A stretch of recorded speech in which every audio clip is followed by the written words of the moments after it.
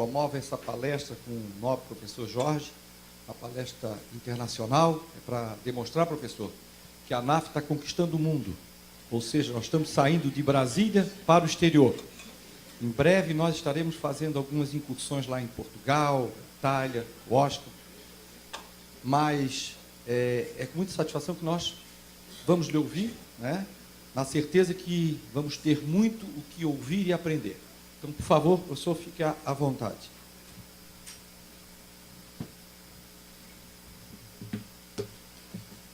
Muito boa tarde a todas e a todos. O gosto de aqui poder regressar pela segunda vez a Florianópolis.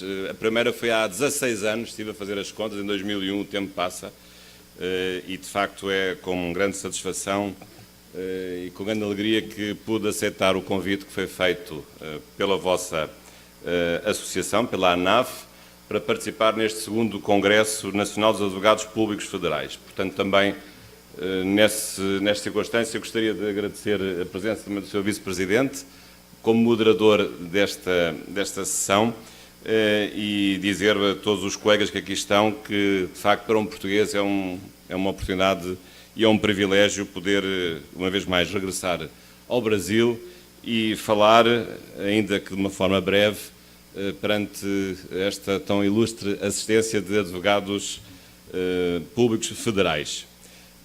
Instituição, aliás, que nós não temos em Portugal. Em Portugal ainda temos uma concepção mais antiga da vossa função.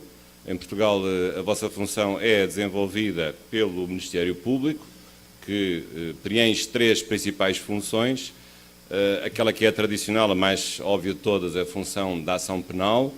Também exerce a função de defesa dos desprotegidos, das crianças, dos menores, dos ausentes, dos incapazes, e também é o Ministério Público em Portugal que defende os interesses do Estado, defende o Estado enquanto alguém que, mandatário do Estado, defende os seus interesses do ponto de vista processual. E, portanto, temos estas três funções dentro do mesmo corpo dos chamados procuradores do Ministério Público. Mas, em boa hora, a vossa Constituição Federal de 1988 veio autonomizar esta instituição, a Advocacia Pública Federal, e julgo que isso é muito importante para destrinçar dentro de uma mesma função, ou dentro do mesmo cargo, tarefas que são de facto distintas. E uma coisa é estar a investigar e a fazer ação penal, outra coisa é proteger aqueles que carecem de proteção, outra coisa ainda é defender os interesses do Estado.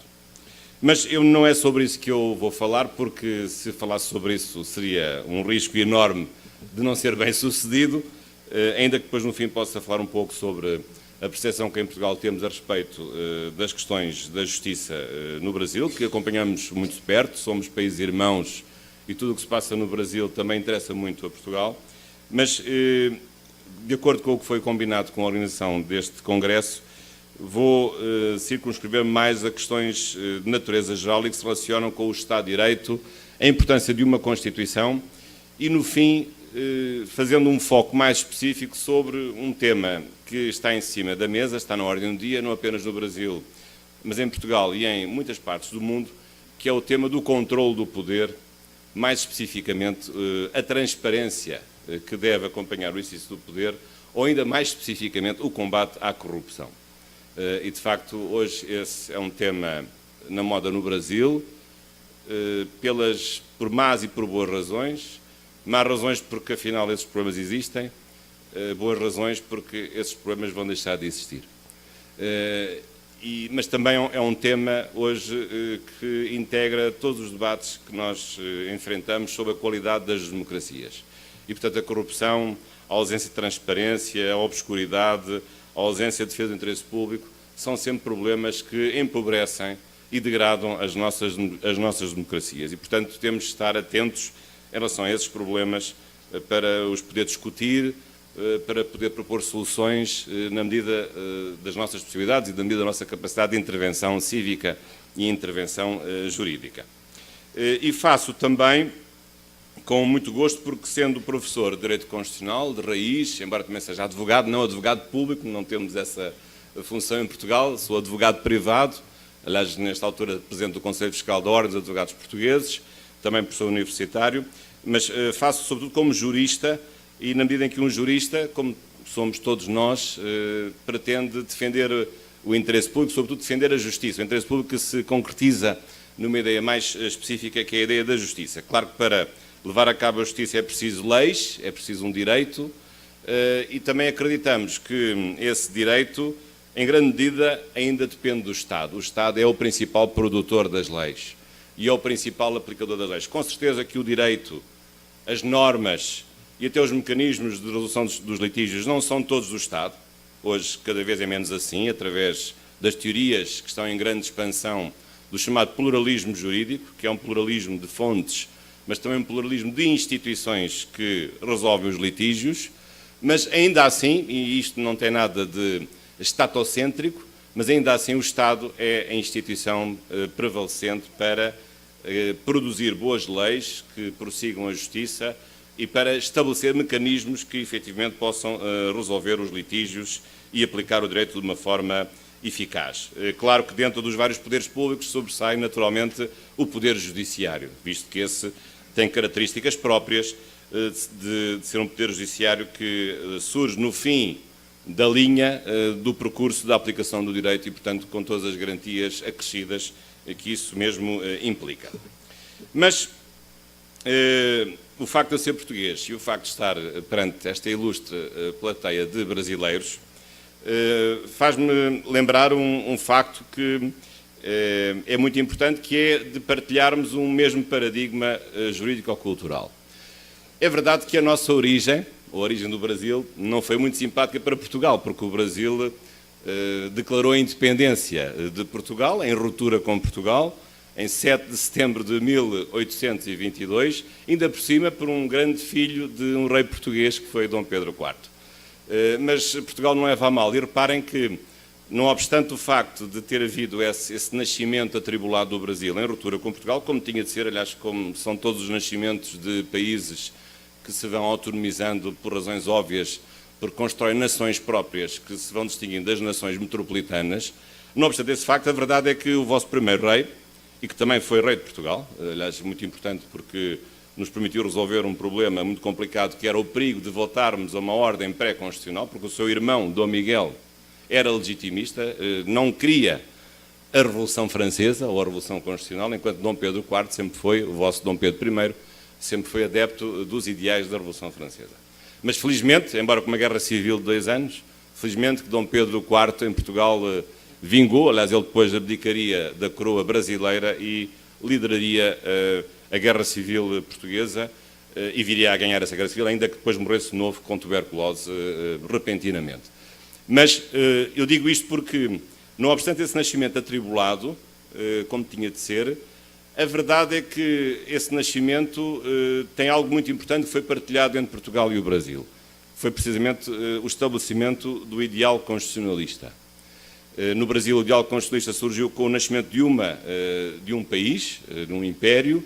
Em Portugal, o ideal constitucionalista surgiu com uma revolução que deu a Portugal uma importante ordem constitucional a partir da primeira Constituição de 1822. E, portanto, quer Portugal, quer o Brasil, fomos beneficiados pelos ventos do constitucionalismo que na Europa essencialmente foram iniciados com a Revolução Francesa de 1789.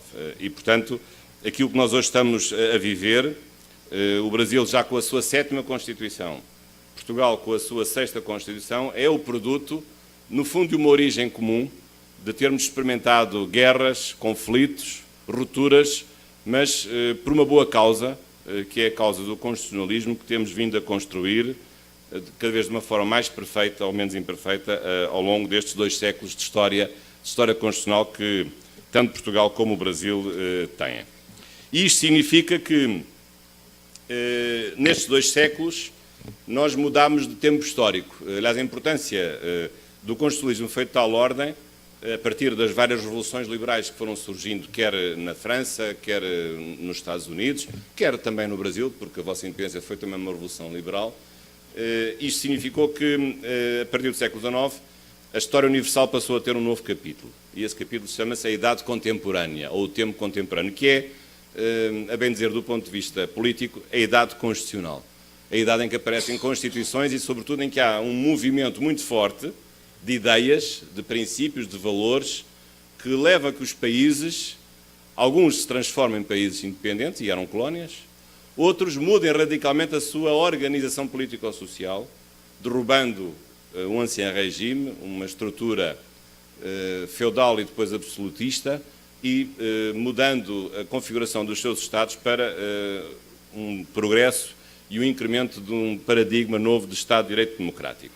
Isto também significa que este constitucionalismo, que teve vários andamentos em vários países, o Reino Unido não teve bem uma revolução liberal, mas acabou por incorporar mais cedo, de uma forma mais progressiva e até imperceptível, alguns princípios do constitucionalismo, mas este constitucionalismo podemos resumi-lo em 5 ideias fundamentais. Desde logo a questão dos direitos humanos, ou os direitos fundamentais que foram consagrados nas várias constituições, ora dentro das constituições, ora através de declarações de direitos, embora os direitos humanos e os direitos fundamentais de hoje sejam muito mais do que aquilo que eram há 200 anos, para já são mais em número e qualidade, mas também têm uma outra dimensão porque são direitos universais, são direitos consagrados no direito internacional e não apenas direitos fundamentais protegidos ao nível das constituições dos Estados. Outro aspecto muito importante foi a separação dos poderes.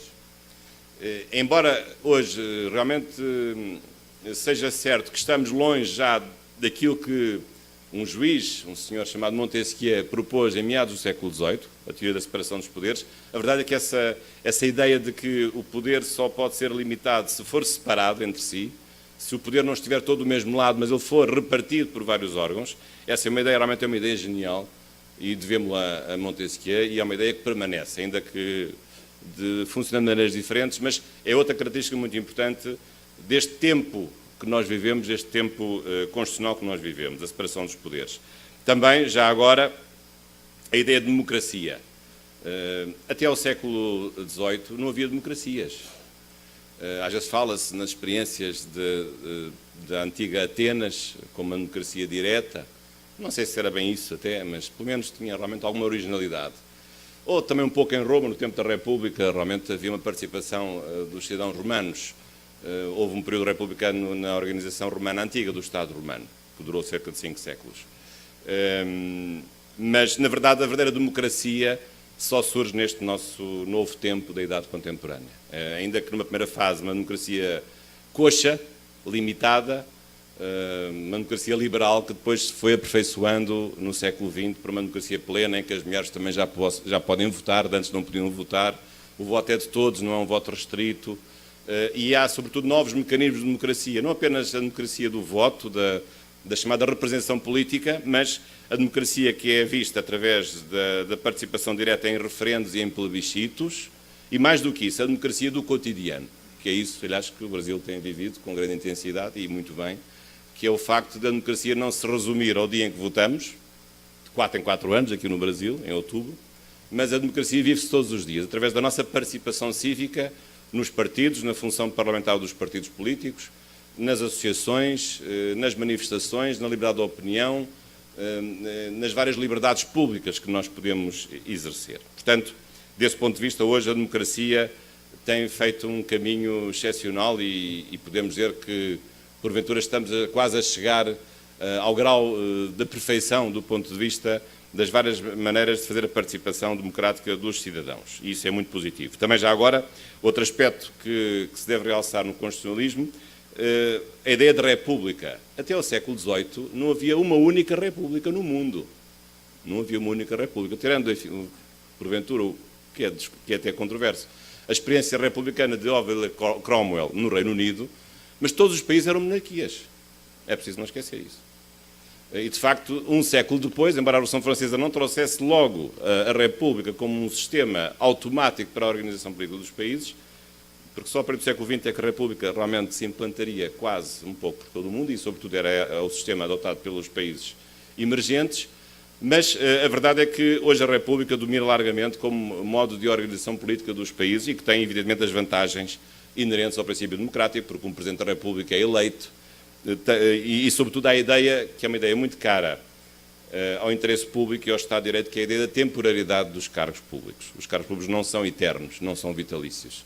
Correspondem a uma missão que é exercida por um certo tempo histórico e ninguém se pode perpetuar até ir para o cemitério com um cargo que, em certo momento da sua vida, recebeu, sendo um cargo político. Não estou a dizer um cargo profissional, mas um cargo político. E, finalmente, um quinto aspecto também que eu gostaria de referir, hoje tem sido objeto de muitos estudos, há um ressurgir deste tipo de estudos, é a questão da separação do Estado das religiões. É um tema também muito importante.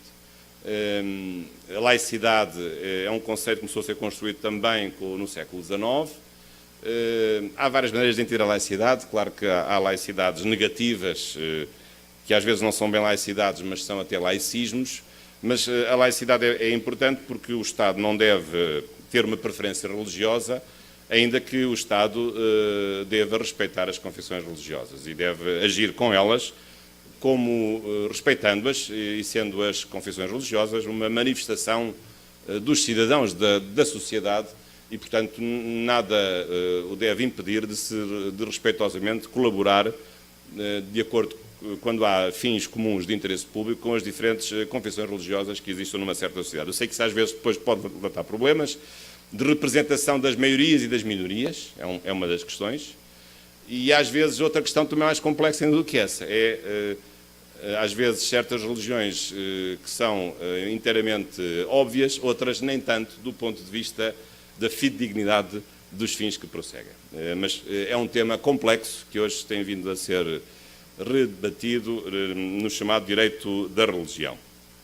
Mas, feita esta apresentação dos 5 elementos, uma síntese possível, daquilo que é o constitucionalismo, este tal movimento que ao longo destes 2 séculos foi penetrando na nossa organização político-social, às vezes não de uma maneira imediata, mas gradualmente, em doses graduais. Por exemplo, a República não veio para os nossos países logo com a Revolução Liberal, como sabem. O Brasil, quando começou com uma monarquia. Aliás, uma monarquia até requintada, porque era um império. Portanto, o imperador ainda é superior ao rei, do ponto de vista do protocolo de Estado. Portugal também, tendo sido sempre uma monarquia, quando veio a Revolução Liberal, Portugal não se transformou numa república. Só se transformou numa república em 1910, em 5 de outubro, depois da vossa Revolução Republicana de 15 de novembro de 1889. Por exemplo, o caso da França já é um caso mais curioso, porque a França tem oscilado entre a República e a monarquia. Quando houve a Revolução Francesa, a França não aboliu a monarquia, manteve-a. Passado 2 anos, cortou a cabeça ao rei. É verdade. Mas manteve durante uns aninhos. Mas depois veio uma república. A primeira república dura o período do terror, de Maximiliano Robespierre. Depois veio Napoleão, que mudou as coisas, ainda de uma forma perceptível, mas adotou um sistema monárquico, embora ele depois, por uma razão pessoal e de interesse histórico, ressuscitou, digamos assim, a organização política romana. Aliás, a primeira cargo que teve foi de primeiro cônsul e depois transformou a França num império. Mas depois voltámos a ter na França a monarquia, com várias dinastias, e então finalmente se estabilizou-se a partir da Terceira República, na República Francesa até hoje. Portanto, realmente o século XX na França foi um século republicano. Mas, portanto, vejam que em muitos países a evolução constitucional não foi logo republicana. No caso da Alemanha é a mesma coisa. A Alemanha é um país que começou, como sabem, a unificação é tardia, de 1871. Ou a Itália, também, da década de 60 do século XIX, países que tiveram uma primeira fase a monarquia. A Itália só passou a República depois da Segunda Guerra Mundial. A Alemanha só passou a República depois da Primeira Guerra Mundial. Portanto, a questão republicana não era uma questão inicial, não era um dogma inicial do constitucionalismo. Portanto, isto significa o quê? Significa que muitas vezes algo que hoje nos parece óbvio, de que sempre existiu, não foi bem assim. As coisas foram gradualmente sendo absorvidas. Assim como também a ideia da laicidade. A laicidade não foi uma coisa imediata da Revolução Francesa. É claro que até na Revolução Francesa a laicidade foi mal interpretada, porque havia um conflito também no fundo social contra o poder social da Igreja Católica, e portanto a laicidade acabou por dar origem e dar espaço a um laicismo forte no contexto da Revolução Francesa, que depois seria revertido, mas tem havido oscilações nestes 2 séculos sobre o modo como o Estado se relaciona com o fenómeno religioso nos nossos diferentes países. Mas haver estas diferentes velocidades na absorção ou na implantação destes princípios do constitucionalismo serve para explicar que há períodos de evolução, de facto. Aliás, há dois grandes períodos de evolução. O período liberal, do século XIX, os direitos sociais não existiam, os direitos fundamentais eram direitos de liberdade. Do ponto de vista económico, o Estado não tinha intervenção económica, era um Estado mínimo, era um Estado não intervencionista, um Estado guarda noturno, como se costuma dizer. E depois, no século XX, aí, de facto, as coisas mudaram, com o Estado passou a ser intervencionista, com o aparecimento de constituições económicas, com os direitos sociais. E hoje até podemos dizer que já provavelmente estamos a passar para uma nova fase, um Estado pós-social, pós-nacional, uma comunidade internacional de risco e, portanto, num outro paradigma da globalização que veio mudar efetivamente muitas das nossas estruturas e dos conceitos que muitos de nós ainda estudaram noutro tempo, mas que agora conceitos esses têm que ser reabilitados ou recaustados ou recolocados em função das novas exigências e do novo contexto internacional. Mas também no século XX, isso é importante que se diga, houve países que tiveram constituições, mas não foram países constitucionais. Foram países que traíram o movimento constitucionalista.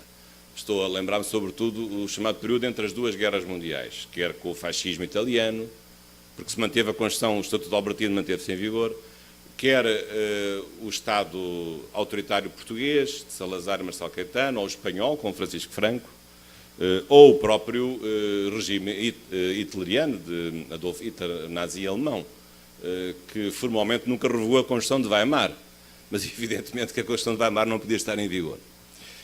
Mas, portanto, são períodos em que muitas vezes se invoca a Constituição, aliás, que ainda hoje há países que invocam a Constituição, mas, na verdade, esses países não são constitucionais, porque traíram e puseram em causa e abastardaram um conceito que é um conceito de Constituição em sentido material, ou seja, uma Constituição não é apenas um nome, não é apenas um embrulho. Se eu embrulhar um caderno, dizendo que é um caderno, mas se colocar lá dentro um livro, não é pelo facto de eu chamar caderno que o livro passa a ser caderno, o livro continua a ser livro. Portanto, não é o nome da coisa que altera a substância da coisa. E, portanto, assim também acontece com as Constituições. Não é a Constituição aquilo que tem esse nome, é a Constituição aquilo que tem essa função e que tem esse conteúdo.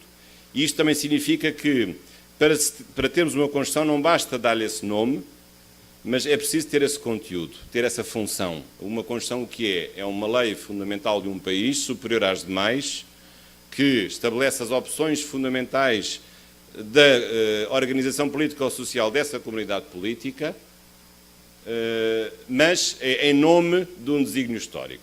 Qual foi esse desígnio histórico? Foi a luta contra o poder absoluto. E as Constituições materiais, neste sentido a Constituição material, surgiu num contexto próprio de combater um Estado absoluto. Aliás, recorde sempre o artigo 16 da Declaração dos Direitos do Homem e do Cidadão, aprovada na França, aliás, praticamente o único texto da Revolução Francesa, porque a primeira Constituição Francesa viria mais tarde, em 1891, mas o grande texto da Revolução Francesa, além da transformação das Cortes em Cortes Gerais e Constituintes, foi realmente a aprovação desta declaração, que dizia no artigo 16 que qualquer sociedade que não tem direitos fundamentais ou que não tem separação de poderes não tem Constituição. Claro que não é não ter Constituição em sentido institucional ou até formal, ou até documental. É não ter Constituição em sentido material, porque não tem um documento, uma lei que faça às vezes, que cumpra a sua missão, que é a missão de limitar o poder, de instaurar um Estado de Direito. Essa é que é a função de uma Constituição. Mas, felizmente, que esses momentos de exceção, eu diria momentos de não constitucionalismo, o não constitucionalismo nazi ou fascista, ou salazarista ou franquista, felizmente que esses não constitucionalismos desapareceram. Ainda há aí alguns países no mundo que também talvez tenham constituições, mas realmente constitucionais nada têm, ainda existem, mas realmente há motivos de alegria porque os países no mundo que não são constitucionais e que não são Estados de Direito Democrático estão a diminuir. Não tenho aqui nenhum contador, mas podem ter a certeza que tem havido muitos progressos no sentido de os países se dotarem progressivamente em maior número de regimes constitucionais e regimes de Estado de Direito Democrático. E, portanto, isto significa que a luta pelo constitucionalismo vale a pena através da ideia de uma Constituição material. E essa luta é tão forte que não é uma luta que fique só dentro dos constitucionalistas ou só dentro dos políticos. Às vezes os políticos não gostam muito dos constitucionalistas. Por que será? Mas não fica só dentro da comunidade política. E é por isso, são movimentos muito fortes, e no Brasil isso está a ser estudado muito bem, melhor que em Portugal, que é a chamada constitucionalização. Ou vocês usam outra expressão, que é o chamado neoconstitucionalismo. O que é que se quer dizer? Quer dizer que a Constituição, se é portadora de coisas tão boas, de princípios tão importantes que traçam a identidade de uma certa comunidade política, não é justo que a Constituição fique só para si própria. Mas a Constituição tem que se expandir. Uma Constituição, quando aparece, é como o Big Bang. É uma bola inicial que depois explode e vai, em vagas sucessivas, difundindo a sua luz por todo o universo que não tem fim. Assim deve ser uma Constituição. E isso tem acontecido com a vossa Constituição de 1988, que é o momento do Big Bang. E até hoje tem sofrido benefícios dessas vagas de constitucionalização, de irradiação dos valores, dos princípios, das normas constitucionais para todos os lugares, os mais recônditos que eles sejam da ordem jurídica. E quais são esses lugares? Ainda que isso seja feito de maneiras diferentes. Desde logo o direito público. Chegar ao direito administrativo, chegar ao direito fiscal, chegar ao direito penal. Esses valores vão chegando lá, ainda que às vezes não de uma forma imediata. Às vezes os políticos atrasam o processo histórico, infelizmente. Não fazem os códigos, não fazem as leis que deviam fazer para substituir as leis velhas, que ainda por cima algumas se tornaram inconstitucionais com o aparecimento de uma nova Constituição. Às vezes esse processo é lento. No direito público, também esse processo existe no direito privado. Embora aí com maior dificuldade, porque o direito privado não sofre o mesmo impacto do direito público no que respeita às normas constitucionais. Não é que as normas constitucionais sejam só direito público, não são, está provado. Desde logo, se há direitos dos cidadãos, a Constituição não é só para as instituições públicas, mas é também para as relações privadas. Mas é evidente que o modo como a Constituição chega ao direito privado é sempre diferente do modo como chega ao direito público. Mas esse processo também está em curso. Fizeram finalmente um novo Código Civil de 2002 e assim sucessivamente mudando um conjunto de legislação privada e, portanto, esse processo de constitucionalização do direito privado também está a chegar, ainda que sendo mais lento, o que é normal, mas é importante. Em Portugal, aliás, nós comemoramos uma reforma muito importante este ano do nosso Código Civil, que é de 66, precisamente 10 anos antes da nossa Constituição, mas não fizemos um novo Código Civil, mas fizemos uma coisa muito mais equivalente. Até podíamos ter feito um novo Código Civil. Talvez não se justificasse porque já era muito recente. O nosso Código Civil de 66 foi feito 10 anos antes da Constituição atual. Mas é evidente que o Código Civil que nós tínhamos em 66 era profundamente conservador. Era profundamente obtuso, com o devido respeito. Era e é um bom código do ponto de vista técnico ou jurídico. Eu não sou civilista, mas aceito que se deva louvar o Código Civil porque realmente foi feito por grandes juristas portugueses, grandes civilistas portugueses. Isso é inquestionável. Mas do ponto de vista da mentalidade e ideológico, tinha coisas absurdas. Tinha coisas verdadeiramente absurdas. Desde logo, e estávamos em 1966, o facto de o chefe da família ser o homem, ser o marido, é que era o chefe da família. A mulher, para ir ao estrangeiro, a mulher casada, tinha que pedir autorização ao marido. É só isto. Estava no Código Civil. Eu não vou falar de outros pormenores, que até seriam talvez um pouco escabrosos, mas, de facto, penso que alguns saberão quais são os pormenores que eu me estou a referir. Mas só isto, portanto, a família era dirigida pelo homem, pelo marido. A mulher não tinha qualquer poder na direção da família, a não ser que fosse viúva. Podia-se, às vezes, a essa altura, estar tão farta que teve que tornar-se viúva para ficar com o poder natural. Bom, não estou aqui a apelar a práticas ilícitas. Mas, de facto, bem, no ponto de vista dos cargos públicos, já agora, as mulheres não podiam ser procuradoras, não podiam ser juízas, não podiam ser diplomatas. E nós estávamos no ano em que eu nasci, 1966. Não é assim há muito tempo, pois não, também não, estou bem conservado. Bom, Agora, o que é que aconteceu com a Revolução de 20 de abril de 74 e com a Constituição que surgiu em 76, que é a atual? Não foi feito um novo Código Civil. Por acaso não sei se isso chegou a ser equacionado, mas admito que não, porque a Revolução era muito efervescente e havia um conjunto de urgências, mas fez-se uma importante reforma, chamada Reforma de 77, aprovada em 1 de abril de 1977. E não era nenhuma mentira, era uma verdade. Mas era a Reforma de 77. Comemoramos este ano, no ano passado comemorámos os 50 anos do Código Civil e este ano comemoramos os 40 anos da Reforma de 77. E essa reforma foi muito importante porque alterou essencialmente as normas sobre o direito da família e o direito das sucessões. E, sobretudo, para acabar com uma coisa que, já agora essa é outra coisa absurda, havia filhos legítimos e ilegítimos, até 74, 76. A mulher não era diretamente herdeira do marido, por exemplo, na sucessão. A mulher não partilhava com o marido o poder paternal em relação aos filhos, nem o chamado co-direção da família ou do casamento.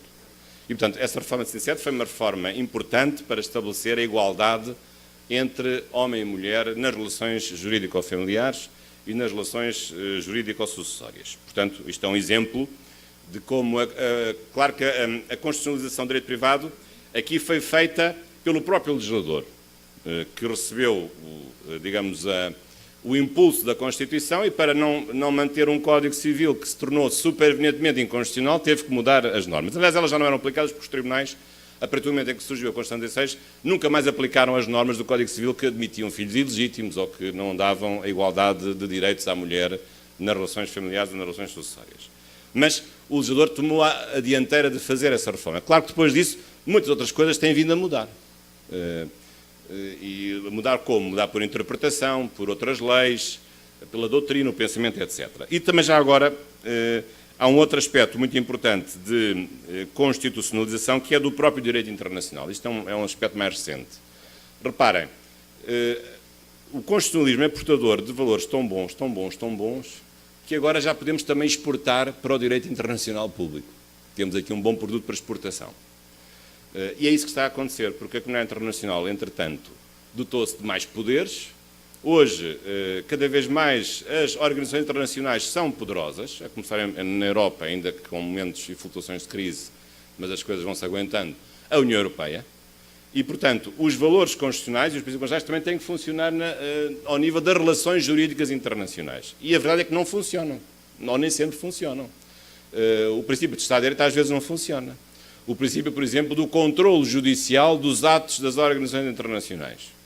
Há um déficit, claro, no poder que os tribunais internacionais têm, que não têm muitas vezes a capacidade de deitar abaixo os atos das organizações que sejam ilegais à face do direito internacional, por exemplo. Outro aspecto muito importante. Quem é que escolhe os juízes dos tribunais internacionais? Vão ser os governos que vão escolher? Então onde é que está a separação dos poderes? Então, um juiz do TPI ou do TIJ vai ser escolhido pelos executivos que depois vão ser julgados pelo próprio tribunal? Isto não faz sentido nenhum. Então, não há separação dos poderes. Também no que respeita à designação dos juízes internacionais, esse é um problema hoje que está na ordem do dia. E, portanto, a separação de poderes também deve funcionar na exportação e na verticalização das relações e dos poderes quando passamos de uma instância judicial interna para uma instância judicial internacional. Bom, mas avançando. A vossa Constituição, que é uma Constituição muito boa, e é uma Constituição que se pode afiliar, e com grande alegria minha, num sistema constitucional de língua portuguesa, que terá tido como primeiro momento, já agora, a Constituição de 76, portuguesa de 76, aprovada na sequência da Revolução de 20 de Abril de 1974, depois a seguir a Constituição de 88 do Brasil, e depois já agora, neste espaço de língua portuguesa, que eu também conheço bem e por onde tenho andado, podemos encontrar outras constituições também que nós chamamos do direito constitucional de língua portuguesa, ou de um direito comum de língua portuguesa. Desde logo as constituições dos países africanos de língua portuguesa, na Segunda República, isto é, quando o Muro de Berlim caiu e estes países que eram países com um constitucionalismo soviético passaram a ter um constitucionalismo democrático e social, em grande parte inspirando-se quer na Constituição portuguesa, quer na Constituição brasileira. O mais recente exemplo é o caso da Constituição de Timor-Leste de 2002, que também se filia nesta família, digamos assim, de constituições de língua portuguesa.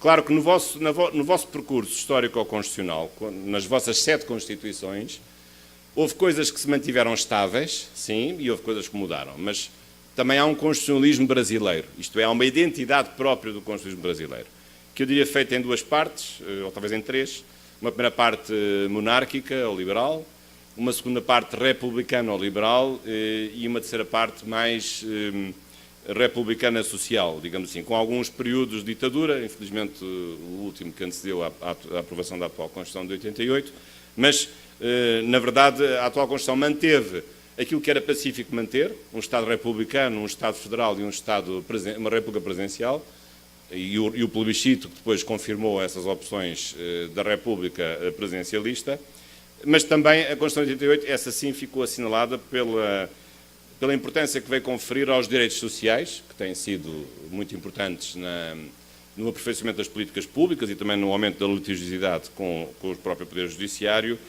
e com o aperfeiçoamento dos direitos individuais e com um maior equilíbrio nas relações entre os entes que compõem a Federação, a União, os Estados Federados e os municípios.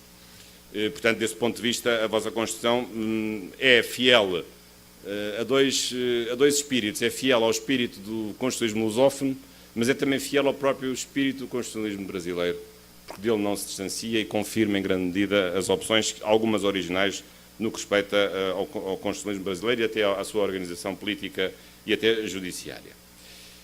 Indo agora, para terminar, para o foco mais específico do tema que quis atribuir a estas minhas reflexões, que tem a ver com a concretização do Estado de Direito através de 2 instrumentos que, a meu ver, são muito importantes. Por um lado, a separação dos poderes e, por outro lado, a ideia de democracia, o princípio democrático. A separação de poderes, como vos disse no princípio, hoje não é aquilo que era. Aliás, se Montesquieu ressuscitasse, morreria outra vez, possivelmente. Estou a conjecturar. Também já lá vão 2 séculos e meio, não sei se ele estaria assim em muito bom estado. Bom, mas a verdade é que hoje já não se fala até em separação de poderes. Já falamos em interdependência de poderes. É verdade que sempre que eu vou a Brasília fico sempre extasiado com a Praça dos 3 Poderes, é verdade. Mas o problema é que já não há só 3 poderes, há mais do que 3 poderes, é logo um problema, temos que acrescentar mais, temos que alargar essa praça porque há outros poderes que têm que caber lá e não estão lá designados, nem na vossa Constituição, que só fala do poder legislativo, do poder executivo e do poder judicial, mas há outros poderes, desde logo a chamada função política, ou também para aqueles que fazem a distinção entre a função constituinte e a função constituída, ou a função constitucional. Mas mais importante do que isso pode arrumar-se mais ou menos bem dentro da função legislativa, ou criar uma função política ou legislativa comum, e depois com duas especificações, os atos políticos e os atos legislativos, mas tirando esse aspecto, que é um aspecto pormenor, sobretudo a questão da relação entre os vários poderes. E os poderes não são divididos por fronteiras, por muros, como agora se costuma dizer, mas têm pontes, não têm muros, têm pontes. Os poderes relacionam-se entre si, cada vez mais. É por isso que se fala na interdependência. E o facto de um certo cargo ter um cariz executivo não impede de exercer poderes de outra função. Por exemplo, o Presidente da República pode exercer poderes legislativos, em certos casos, no vosso caso as medidas provisórias. Ou pode nomear pessoas para o Judiciário, como acontece com o Supremo Tribunal Federal. Isso não invalida, não põe em perigo a separação dos poderes. Portanto, no fundo, não há separação. Há uma interdependência de poderes. Agora, isso é mais visível na relação entre o Poder Executivo e o Poder Legislativo. O Poder Judicial, não tanto. Se há alguma coisa que resta da teoria da separação de poderes de Montesquieu, e eu espero que isso dure muito tempo, é a separação, e essa tem que ser rígida, porventura aperfeiçoada, entre o Poder Judicial e os outros poderes. Aqui é que está a essência da separação de poderes. É, de um lado, o Poder Judicial, porque é um poder que tem uma natureza completamente diferente do Poder Executivo e do Poder Legislativo, porque é um poder que é neutro, equidistante, independente e imparcial, enquanto que os outros poderes não têm essas características. E, portanto, essa separação deve manter-se. E esta separação faz-me sempre lembrar um grande autor alemão, de que eu gosto muito, já falecido há uns anos, chamado Karl Loewenstein, que, de facto, num livro magnífico, cuja leitura vos recomendo, Teoria da Constituição, chegaria a uma conclusão que eu acho que é óbvia. Aquilo que resta da separação de poderes é a distinção entre decidir e controlar.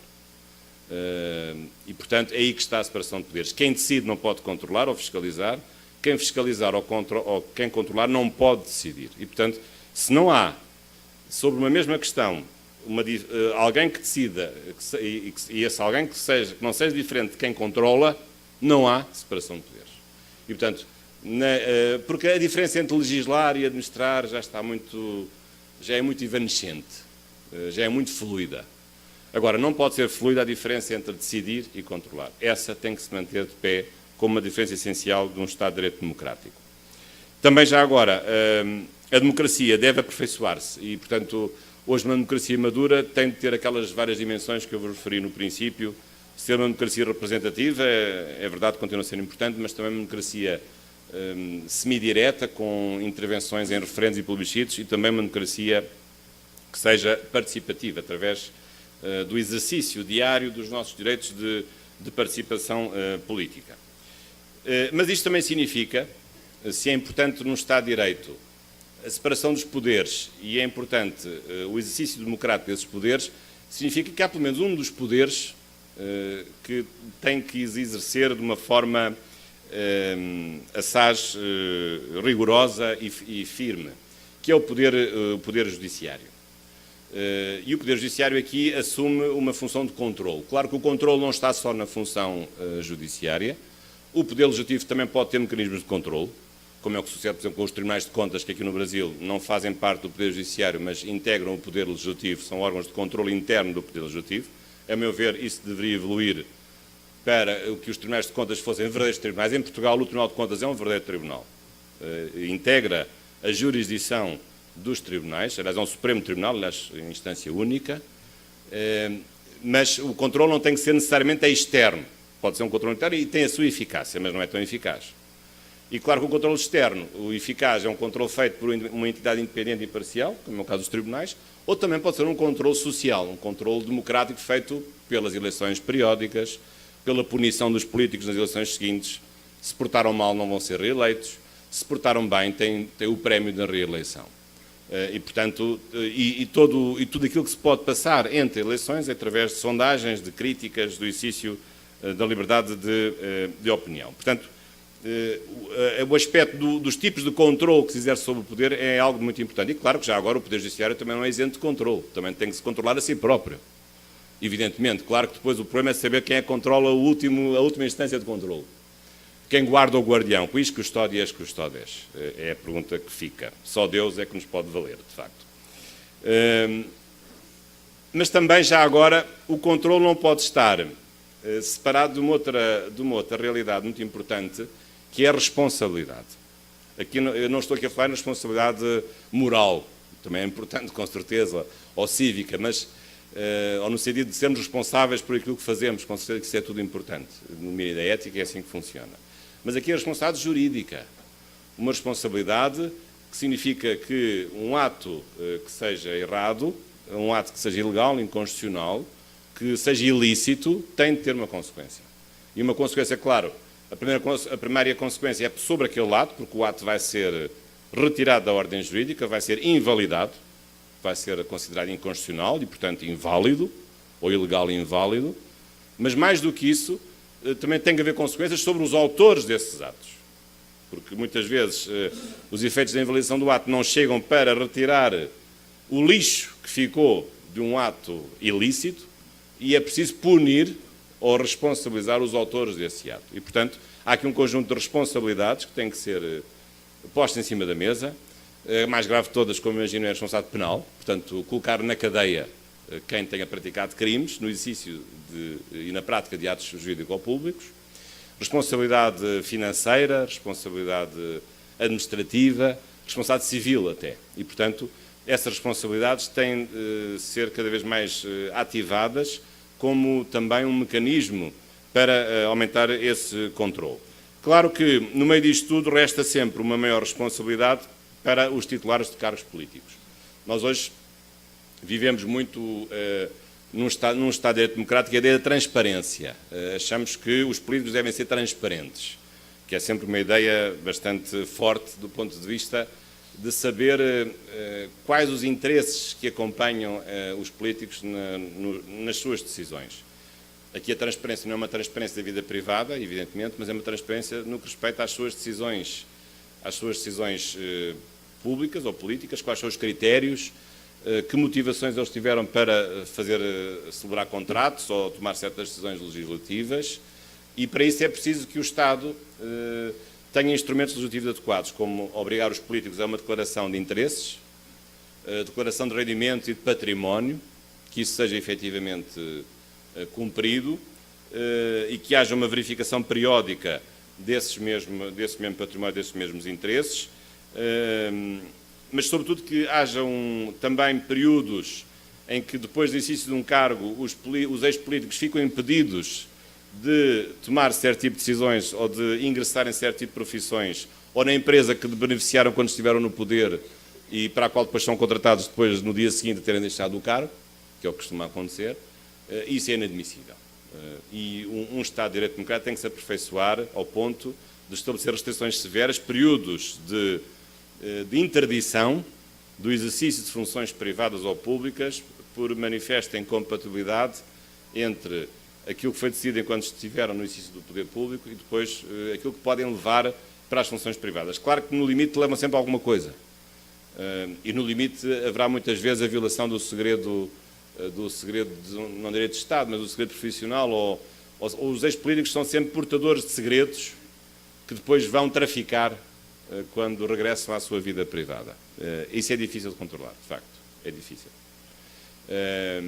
Mas a legislação deve ser aperfeiçoada no sentido desse controle ser um controle mais rigoroso. Acredito que isso seja possível e em todas as profissões com o exercício do poder público, portanto, não apenas nos políticos, mas também isso até chegando, não leve a mal, também ao Poder Judiciário. Por exemplo, em Portugal nós temos uma coisa que eu acho que é inadmissível, que é a de os titulares do Poder Executivo, os ministros, ou o Primeiro-Ministro, ou o Presidente da República, os deputados, têm uma obrigação de apresentar, no início e no fim do seu mandato, uma declaração de rendimentos e de património, têm a obrigação, mas os juízes e os procuradores não têm. A razão que dão é esta.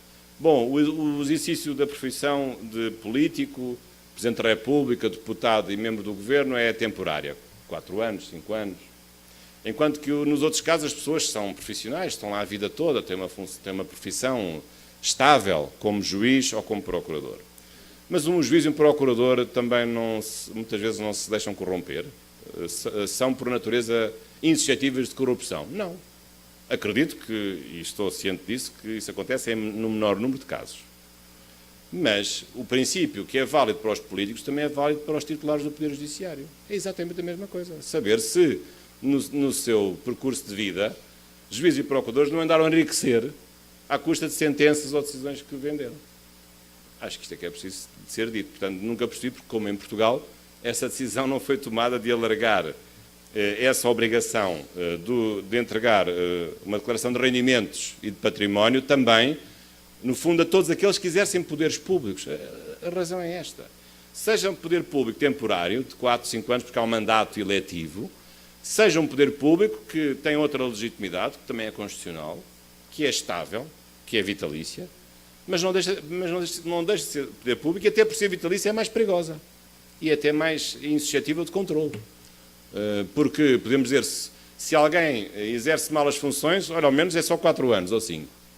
Agora, se isso acontece em alguém que tem essa profissão a vida toda, está sempre a exercer o mal a vida toda, não apenas 4 ou 5 anos. Não é pior? Acho que é pior. Bom, portanto, aqui estas minhas breves reflexões. Como veem, o facto de ter chegado hoje de Lisboa animou-me o espírito e, portanto, é realmente com muito gosto que aqui regresso. Nós acompanhamos com entusiasmo aquilo que se passa aqui no Brasil, do ponto de vista das questões político-judiciárias. Aliás, o juiz Moro esteve em Portugal em junho, numa conferência internacional.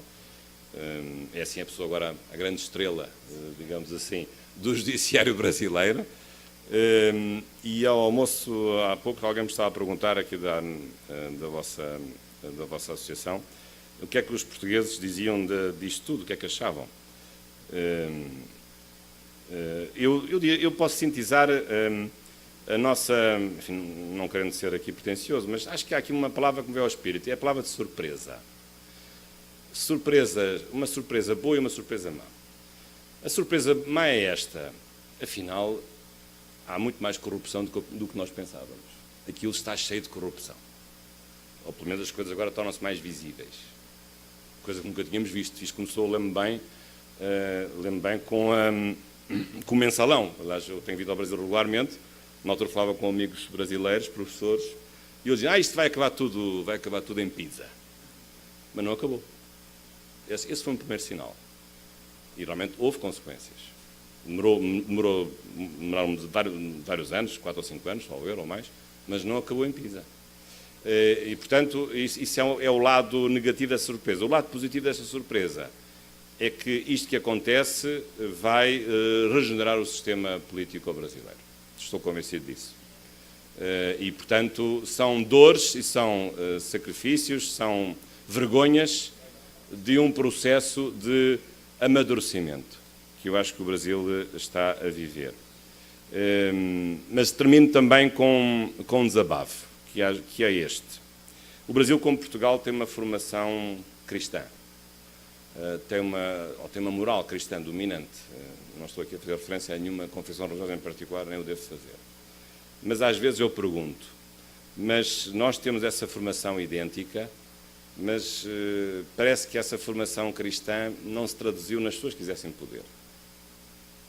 Onde é que está esse fundo moral cristão da sociedade brasileira que existe nas pessoas, mas que às vezes parece que não existe nas altas esferas do poder político? Muito obrigado pela vossa atenção.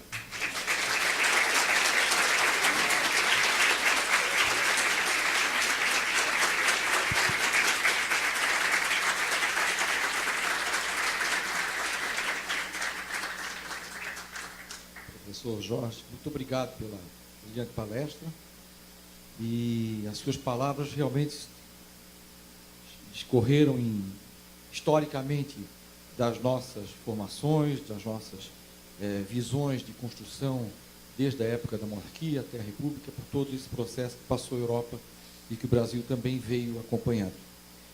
Eu vinha observando na sua fala, e o senhor aqui, em alguns pontos, agora no final, o senhor colocou alguns questionamentos positivos e negativos, e que nós estamos vivenciando já, não é de hoje, essa questão da Lava Jato, e que tem culminado aí em disputas jurídicas, políticas, governamentais, e que afetam diretamente a economia brasileira, a população brasileira, e com isso geram desconfortos em todos os segmentos, ou seja, a área internacional, as empresas internacionais, por motivos da insegurança jurídica, deixam de fazer investimentos no Brasil. O Brasil, por outro lado, atrasa o seu desenvolvimento por conta desses impasses políticos, jurídicos, e que atravancam o desenvolvimento e, portanto, gerando desemprego. Eu vou trazer um fato e que recentemente ocorreu, e gostaria que o senhor pudesse, com a visão portuguesa, como grande constitucionalista, fizesse esse comparativo o poder executivo, o poder judiciário e o poder legislativo em Portugal, com as questões aqui que ocorreram recentemente no Brasil. O Brasil agora viveu um impasse e que demorou-se um tempo para que se pudesse acomodar as questões, para se evitar um conflito entre poderes. Diretamente o poder legislativo e o poder judiciário, ou seja, o Congresso, o Senado Federal e a Suprema Corte Brasileira. E o fato ocorreu em cima de uma decisão, de uma medida cautelar de um ministro, de uma turma do Supremo Tribunal Federal, determinando o afastamento de um senador da República, não só o afastamento dele das suas funções, mas também o recolhimento deste parlamentar ao confinamento noturno, ou seja, não podendo sair da sua residência no período noturno. O que se discutiu e que se percebeu no Brasil nesse período é que todos passaram a ser juízes, intérpretes da Constituição. E que nos surpreendia muito era o que próprios ministros da Suprema Corte colocavam as suas opiniões na mídia nacional, de forma a definir um posicionamento divergindo da decisão posta pela turma. Por outro lado, o Congresso Nacional, o Senado Federal, se arvorou na posição de defesa do seu poder, da interdependência do poder, ou seja, não se pode confundir a atribuição do Congresso com a atribuição da Suprema Corte.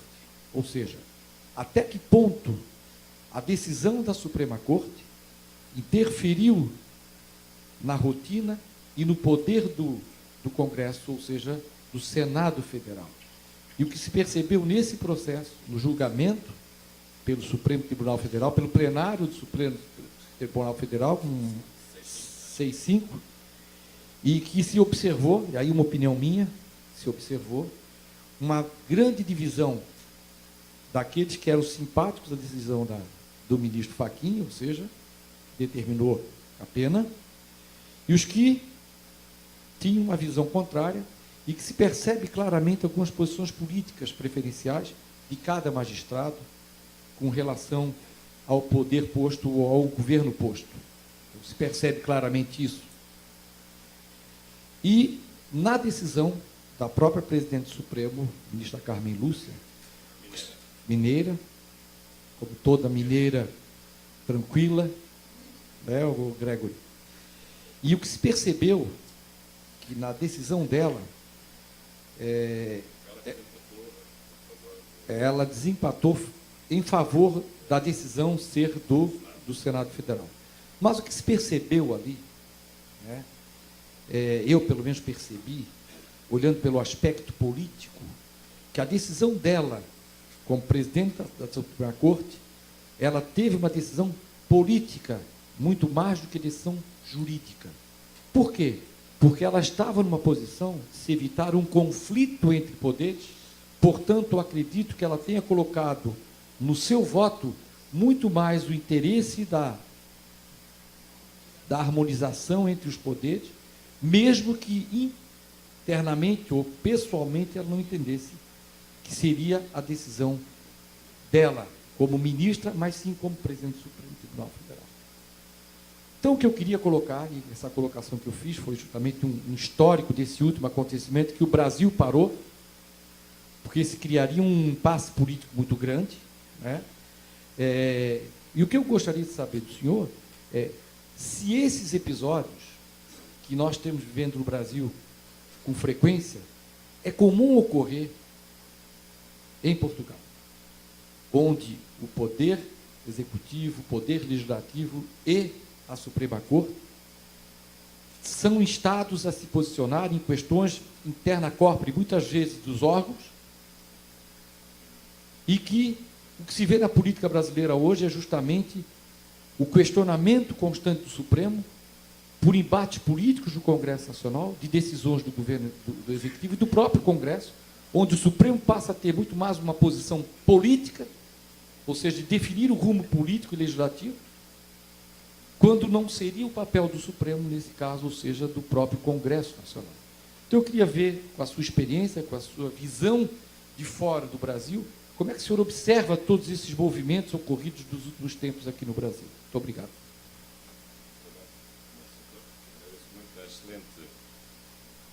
Excelente questão que colocou e esse enquadramento. Eu já tinha ideia de como as coisas tinham acontecido em relação a este episódio particular da situação do senador Aécio Neves, também mineiro. E isso tem aqui algumas notas. Claro que a questão essencial que coloca é a questão da separação entre a política e a justiça. E, portanto, na sua interpretação, a ministra Carmen Lúcia, se desempatando, no fundo, retirou o Supremo Tribunal Federal evitou que ele caísse no abismo de um conflito político. O que é verdade. Admito que seja verdade. Mas isso faz-me lembrar as questões mais difíceis sempre dos tribunais constitucionais, e que o Supremo Tribunal Federal funciona basicamente como um tribunal constitucional, é a questão de em certo momento, os tribunais constitucionais não terem de fazer um self-restraint, digamos assim, uma autocontenção, isto é, recuarem um pouco e não se deixarem levar pela conflitualidade política, ou às vezes até político-partidária. E nós em Portugal tivemos tivemos algumas questões com essa natureza, não com a natureza criminal. Eu não sei se no vosso caso isso é bem assim, já vou explicar porquê, mas em Portugal até há 2 anos vivemos um período de crise grave. Tivemos uma intervenção externa do FMI e da União Europeia que nos emprestou 78 mil milhões de euros, que temos vindo a pagar, e houve medidas que foram obrigatoriamente tomadas pelo Estado português no que respeita aos servidores públicos, por exemplo, reduzir salários. O meu salário de professor, sou professor de uma universidade pública, o meu salário foi reduzido. Numa primeira fase até queriam tirar o subsídio de férias e tiraram o subsídio de férias e o subsídio de Natal. Mas aí o Tribunal Constitucional disse isso já é demais. Não tiram o subsídio de Natal nem o subsídio de férias. Mas a redução dos salários o Tribunal Constitucional deixou passar. Portanto, o Tribunal Constitucional teve algumas intervenções nesta matéria. Teve intervenção também noutra área em que foi feita uma reforma previdenciária, reduzindo direitos adquiridos. Nós não temos em Portugal a figura jurídica do direito adquirido, mas protegemos os direitos por uma outra via, que é através do princípio da tutela da confiança, isto é, não permitindo reduzir direitos que se consolidaram com o tempo, embora sei que a construção jurídica do direito adquirido nós não temos no nosso Código Civil, nem temos na Constituição, mas vocês têm na vossa Constituição e no vosso Código Civil. Mas é uma outra metodologia, mas julgo que os efeitos são mais ou menos idênticos. Mas, portanto, nesses casos, o Tribunal Constitucional tomou essa decisão, por maioria, foi muito criticado, mas teve coragem de algumas das medidas, não todas, foram tomadas pelo anterior governo, de ter realmente considerado inconstitucionais um conjunto de leis que restringiram e baixaram salários e restringiram pensões de reforma, etc. Aliás, essas decisões ficaram a circular pela Europa toda, como realmente casos raros. Julgo que houve mais algumas decisões do Tribunal Constitucional da Hungria e da Polónia, se não estou em erro, mas realmente ficaram decisões modulares de uma intervenção num domínio que seria um domínio mais da política, mas que, apesar de tudo, foi um espaço até onde se conseguiu chegar. Mas isso não significou, a meu ver, a judicialização da política. Acho que não significou isso, porque eram casos clamorosos. Claro que os adversários desta opinião vêm dizer que isso, claro que foi a judicialização da política, e até alguns juristas menos esclarecidos até diziam que o Tribunal Constitucional tinha chegado ao exagero de ter aplicado normas que não estavam escritas na Constituição, porque o princípio que foi aplicado foi o princípio da proteção da confiança, que proíbe a revogação repentina e não justificada de medidas ou de direitos que se foram consolidando pelo tempo. Nós não temos nenhuma norma na Constituição, nenhum preceito a dizer que está lá escrito o princípio da proteção da confiança, mas é uma ideia, é uma emanação do princípio do Estado de Direito que está consagrado no nosso artigo 2º. É uma emanação da cláusula geral do Estado de Direito. Então, alguns juristas, para criticar o Tribunal Constitucional, diziam que o Tribunal Constitucional até tinha aplicado uma norma que não existia na Constituição, mas não tem que existir, porque um Tribunal Constitucional não aplica só normas escritas, também aplica princípios jurídicos que não são escritos. A maior parte dos princípios não estão escritos. Deduzem-se de normas que são mais restritas, inferem-se através de uma atividade científica, que é precisamente a principal do cientista de direito, é descobrir os princípios jurídicos, e digamos que os princípios jurídicos são como que a face invisível da criação. A criação é a natureza e os homens e as mulheres, e depois há os anjos, que são os invisíveis da criação humana, ou da criação de Deus. E, portanto, os princípios também existem na criação constitucional, como sendo uma realidade que inconstitucionaliza as normas legais que lhes são contrárias, mas não tem que estar escritos. Claro que hoje, tendencialmente sim, hoje até nas leis ordinárias aparecem sempre no princípio um conjunto de princípios, costumam ser enunciados, mas os princípios para existirem, para serem operativos, não têm de estar escritos numa Constituição. Isso parece-me evidente, é essa a ciência mais recente do constitucionalismo aponta nesse caminho. Agora, no vosso caso, a questão é mais complicada, porque é que nós estamos aqui perante uma questão criminal. Não é uma questão de controle de políticas públicas. E quando é uma questão criminal, as coisas já são mais complicadas. Eu não sei se numa questão criminal pode haver propriamente o retirar do espaço de um tribunal, de um espaço em que deva ocupar, para levar à prática a verificação de uma situação de ter havido ou não ter havido crimes. Claro que aquilo que mais me impressiona na vossa situação, sobretudo nessa decisão em que o juiz vai decidir, vai desempatar, o que mais me impressiona, sabe o que é que me impressiona? Mas isso não era uma coisa óbvia, não era uma coisa clara ao vosso direito, que o Tribunal não podia ter feito a intervenção e que aquele assunto devia ser só do Senado, porque é um crime relacionado, é um crime supostamente praticado por um titular do Senado. A legislação não é clara a dizer que é o Senado que deve, é ao Senado que compete essa decisão. Claro que se o que estiver escrito for que o Tribunal pode decidir, mas depois o Senado pode revogar a decisão, então ainda é pior, porque isso então é um apelo descarado à politização da justiça. E, portanto, isso é que não vos ajuda, com certeza. Mas, a meu ver, julgo que é necessária uma reforma para separar aquilo que é do foro judiciário, que é julgar os crimes, e aquilo que é do foro da política, que não é julgar crimes. A política não julga crimes. E, ainda por cima, a política não pode auto-julgar os seus próprios membros. Então, isso é julgar em causa própria? Como é que isso é possível? Isso não é possível. Isso não é justiça. Quando são os próprios políticos ou o seu corpo eleitoral que julgam-se uns aos outros. Isso não tem qualquer... E não estão investidos nas prerrogativas próprias do Poder Judiciário. Portanto, penso que isso há uma ampla reforma a ser desenvolvida e portanto, penso que é necessário fazer. Já agora, ainda outra coisa que também aparece muito como implícita neste debate, que é a ideia de que os políticos não devem ter imunidades, que os políticos abusam das suas imunidades.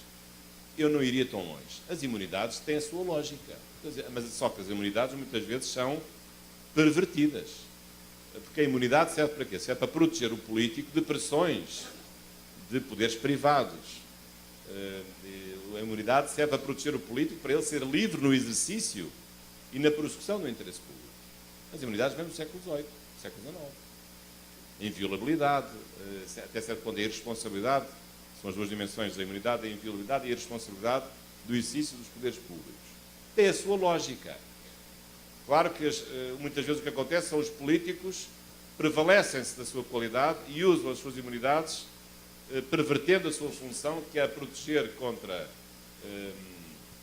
a coação ou contra aqueles que não querem que eles persigam o interesse público e, portanto, no fundo, querem ser eleitos para, usando a imunidade, fazerem negócios privados e outras coisas do mesmo teor. Isso é que não pode ser. Portanto, aí também deve haver um aperfeiçoamento do regime das imunidades para que isso seja evitado. Em Portugal nós fizemos esse aperfeiçoamento. Temos vindo a fazer. Vou-vos dar um exemplo. Antigamente, um deputado que era suspeito da prática de um crime só podia ser julgado se a Assembleia da República autorizasse. Isto só pode ser. Se for assim, qual é a regra geral? Todos os colegas, porque sabem que pode acontecer a eles mais tarde, vão dizer que não autoriza. Protegem-se uns aos outros. Isso é, muito obrigado. Não pode ser isso. Essa regra nunca pode existir. Então o que é que nós fizemos? Mudámos a Constituição e dissemos assim, até 2 anos, ou até 3 anos, agora não tenho bem presente, a decisão é do Parlamento, é discricionário. O Parlamento autoriza, mas também pode não autorizar que a pessoa seja julgada. E, portanto, fica mesmo imune, fica impune. Mas só se o crime for até 2 anos. Porque se for acima de 2 anos, é automático. O Parlamento automaticamente autoriza que a investigação criminal prossiga. E não vai impedir a intervenção dos tribunais. Nunca. Portanto, há aqui 2 regimes. Há um regime que é discricionário para os casos mais leves, em homenagem um pouco também, às vezes, sobretudo à questão dos crimes de difamação, que é o que acontece mais. E às vezes, enfim, a atividade política leva aos seus excessos, mas há também pessoas que estão sempre a perseguir os políticos, dizendo que por crimes e difamação, etc. E, portanto, esses crimes, em princípio, dependem da autorização do Parlamento, mas se for acima de um certo período de anos, 2, 3 anos, essa autorização, mediante certos requisitos, é automática e o Parlamento não pode recusar retirar a imunidade para que esse político seja julgado pelos tribunais, pela justiça. Portanto, não há, de facto, a imunidade. Não pode haver. Acho eu. Claro que há aqui outro tema que eu também poderia referir já agora, que é a questão da mediatização da justiça. Eu sei que o Brasil vive muito isso, tem o famoso canal da Justiça TV, que eu também costumo ver às vezes. Acho que é importante que a justiça seja conhecida, mas a justiça não é um espetáculo, não é um talk show. Acho que não é. Acho que não é a mesma coisa. Isto é, o exercício, a intervenção do juiz, o juiz não está a intervir como a Ivete Sangalo está a cantar, não é a mesma coisa. Ainda bem. Para todos nós, porque gostamos mais da Ivete Sangalo. Professor, eu acho que aqui no Brasil tem muito juiz que acha que é mais bonito e mais simpático que a Ivete Sangalo. Esse é o grande problema. Inclusive que eles fazem maquiagem, penteiam os cabelos e estão sempre prontos para o show que eles vão fazer. Mas, brincadeiras à parte, eu quero dizer que foi uma satisfação muito grande tê-lo aqui conosco, né? Eu vou agora abrir a palavra para quem quiser fazer pergunta ao professor e dizer que a sua intervenção agora, nesse caso recente, é muito ilustrativa, porque muitos de nós pensam, têm a mesma visão que o senhor tem, e que nós precisamos aqui, nós estamos num grupo seleto de advogados públicos que tem uma grande influência e muita responsabilidade no sentido de mudar essa história que nós estamos vivendo, uma história muito negra, até porque a política pública de um governo eleito legitimamente, ela passa por uma decisão de um advogado público que tem que não só viabilizar a política pública, mas fazer a defesa dessa política pública quando está em juízo. Então, nós temos essa grande missão institucional de defender a nossa Constituição e a aplicação correta do direito na política pública. Então, isso tudo nos dá essa oportunidade de conhecer o seu pensamento, né, muito moderno, uma visão muito moderna, e que nos traz essa luz para que nós possamos fazer uma reflexão de tudo que nós ouvimos hoje aqui da sua fala. Eu gostaria de estar com o microfone, o Galdino aqui, depois, fique com a mão levantada, depois do Galdino, o próximo.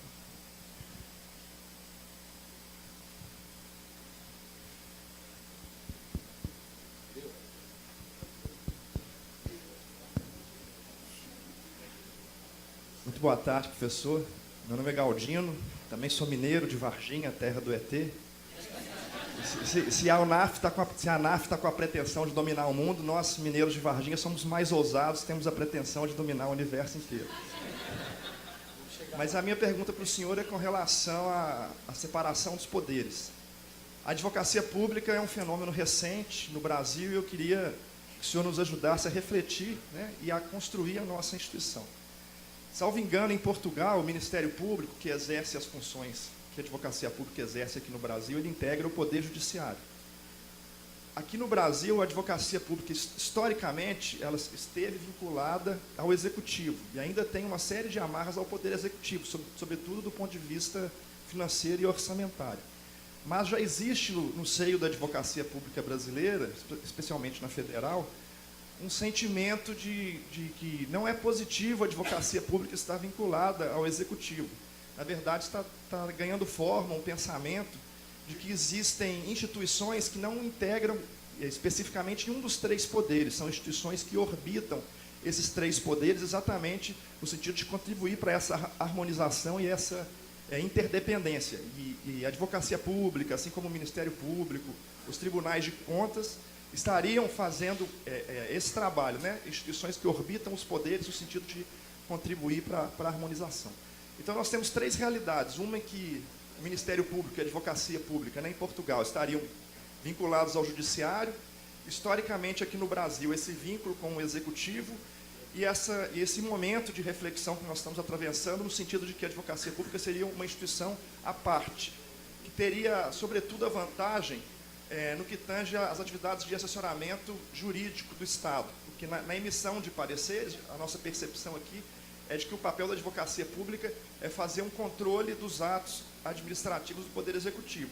E se você está subordinado ao Executivo, evidentemente você não consegue fazer esse controle da legalidade, porque o subordinado não consegue controlar o subordinante. Então, eu queria pedir para o senhor que o senhor fizesse a reflexão no seguinte sentido: Quais as vantagens e desvantagens de você ter a advocacia pública vinculada ao judiciário, como em Portugal, ou ao executivo, ou como uma instituição à parte dos três poderes que tem esse papel de harmonização? É nesse sentido a minha pergunta. Queria parabenizar pela palestra e já agradecer aí pela resposta. Muito obrigado, doutor Galdino. Sabe que Minas Gerais é o estado que eu melhor conheço do Brasil. Já fui mais de 50 vezes. Portanto, e não só Belo Horizonte, muitas outras terras. Até já fui ao Lago Piumhi. Conhece o Lago Piumhi? O Lago de Furnas. Piumhi é a localidade próxima. Bom, Ouro Preto, Ipatinga, Valadares, enfim. Teófilo Otoni, já lá fui 3 vezes. Bom, mas vou já responder diretamente ao assunto. É uma questão interessante. É que, no fundo, os advogados públicos federais têm aqui, eu coloco do ponto de vista prático, aqui 2 posições realmente até certo ponto incompatíveis. É verdade que em Portugal o Ministério Público tem as tais 3 funções. O Ministério Público é também o advogado do Estado. Por um lado, porque dá pareceres sobre a legalidade dos atos da administração, mas, sobretudo, também representa o Estado em juízo.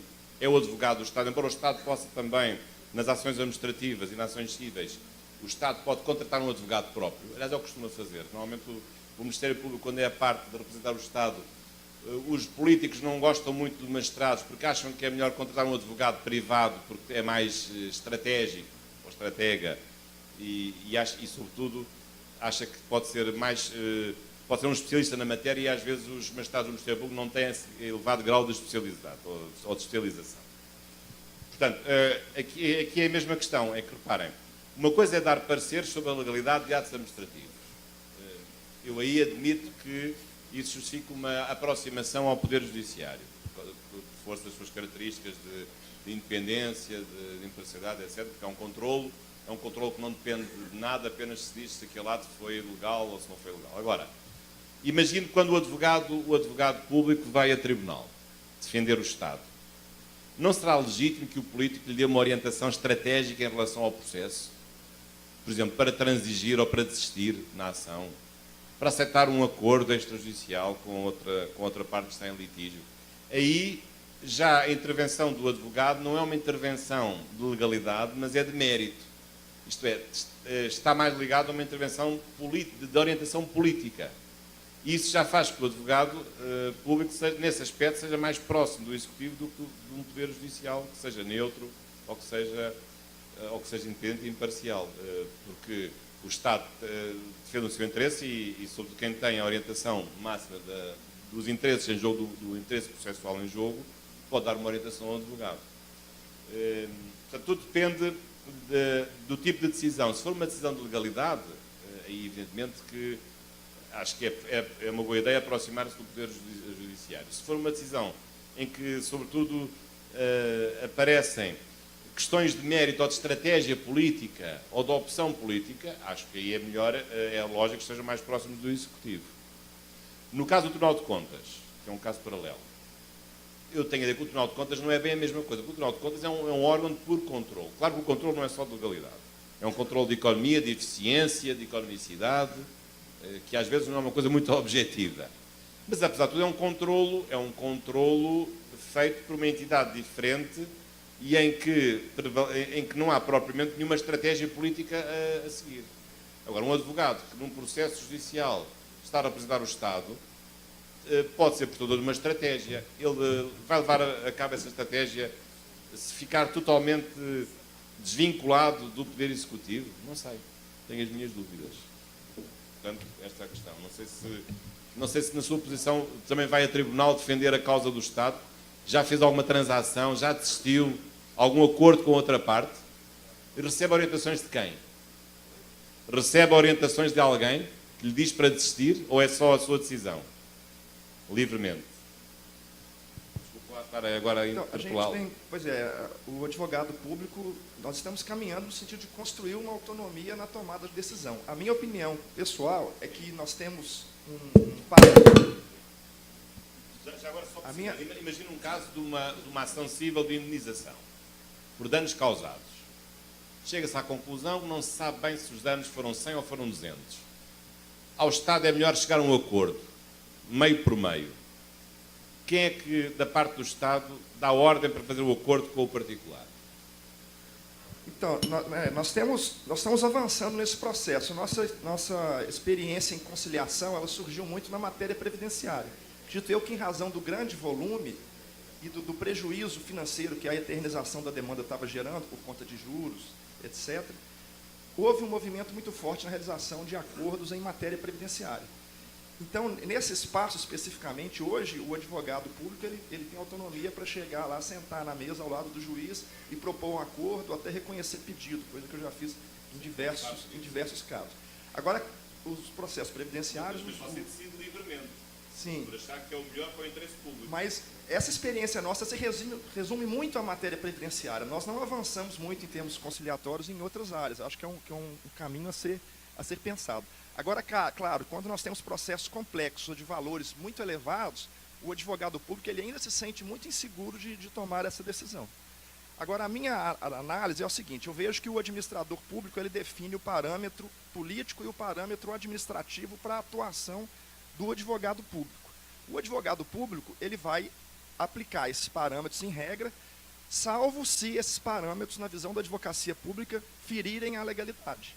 Então, na minha opinião, a escolha, a opção do administrador público, seja ela política ou administrativa, ela não vincula necessariamente o advogado público, ela vai vincular se ela estiver dentro dos limites da legalidade. Se ela estiver fora dos limites da legalidade, aí eu acho que cabe à advocacia pública falar para o gestor, ó, isso não pode. Então aí nós vamos, no caso, na atuação judicial, eu acho que a gente deveria até reconhecer o pedido da parte contrária.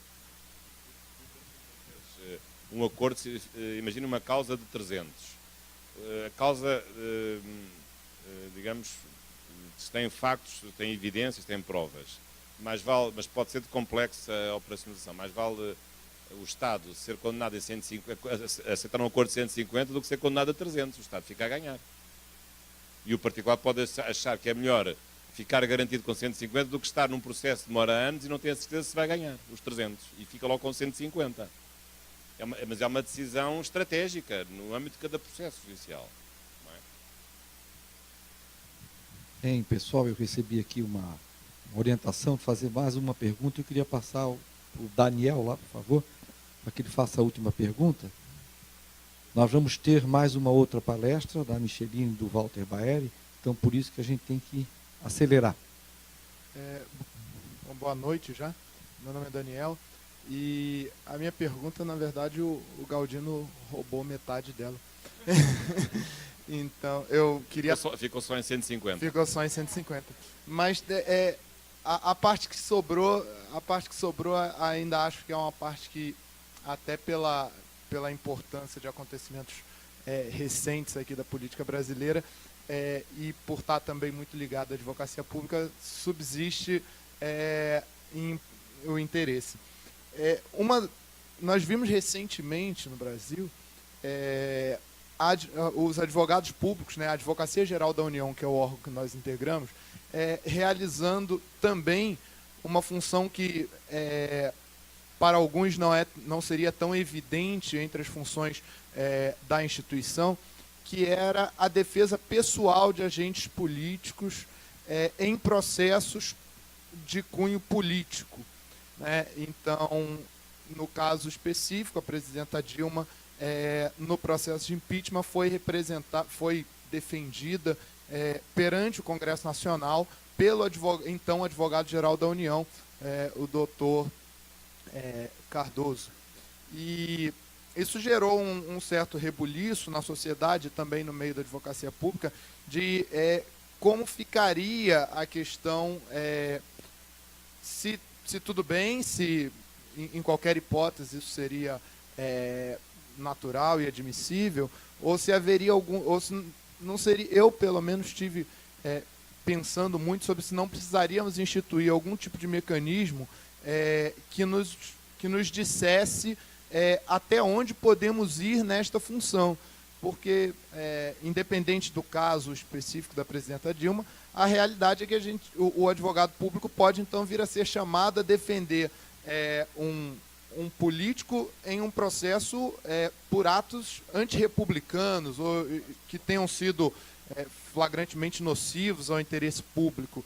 E a instituição, a instituição da advocacia, ela é mais longeva do que o governo, né? Os governos passam, a AGU continua.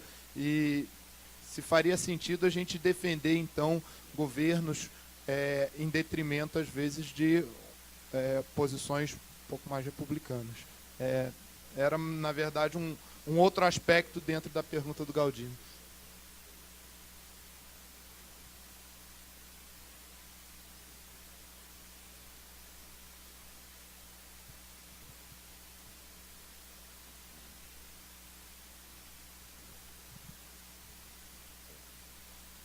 Bom, estava só aqui a pedir uma ajuda.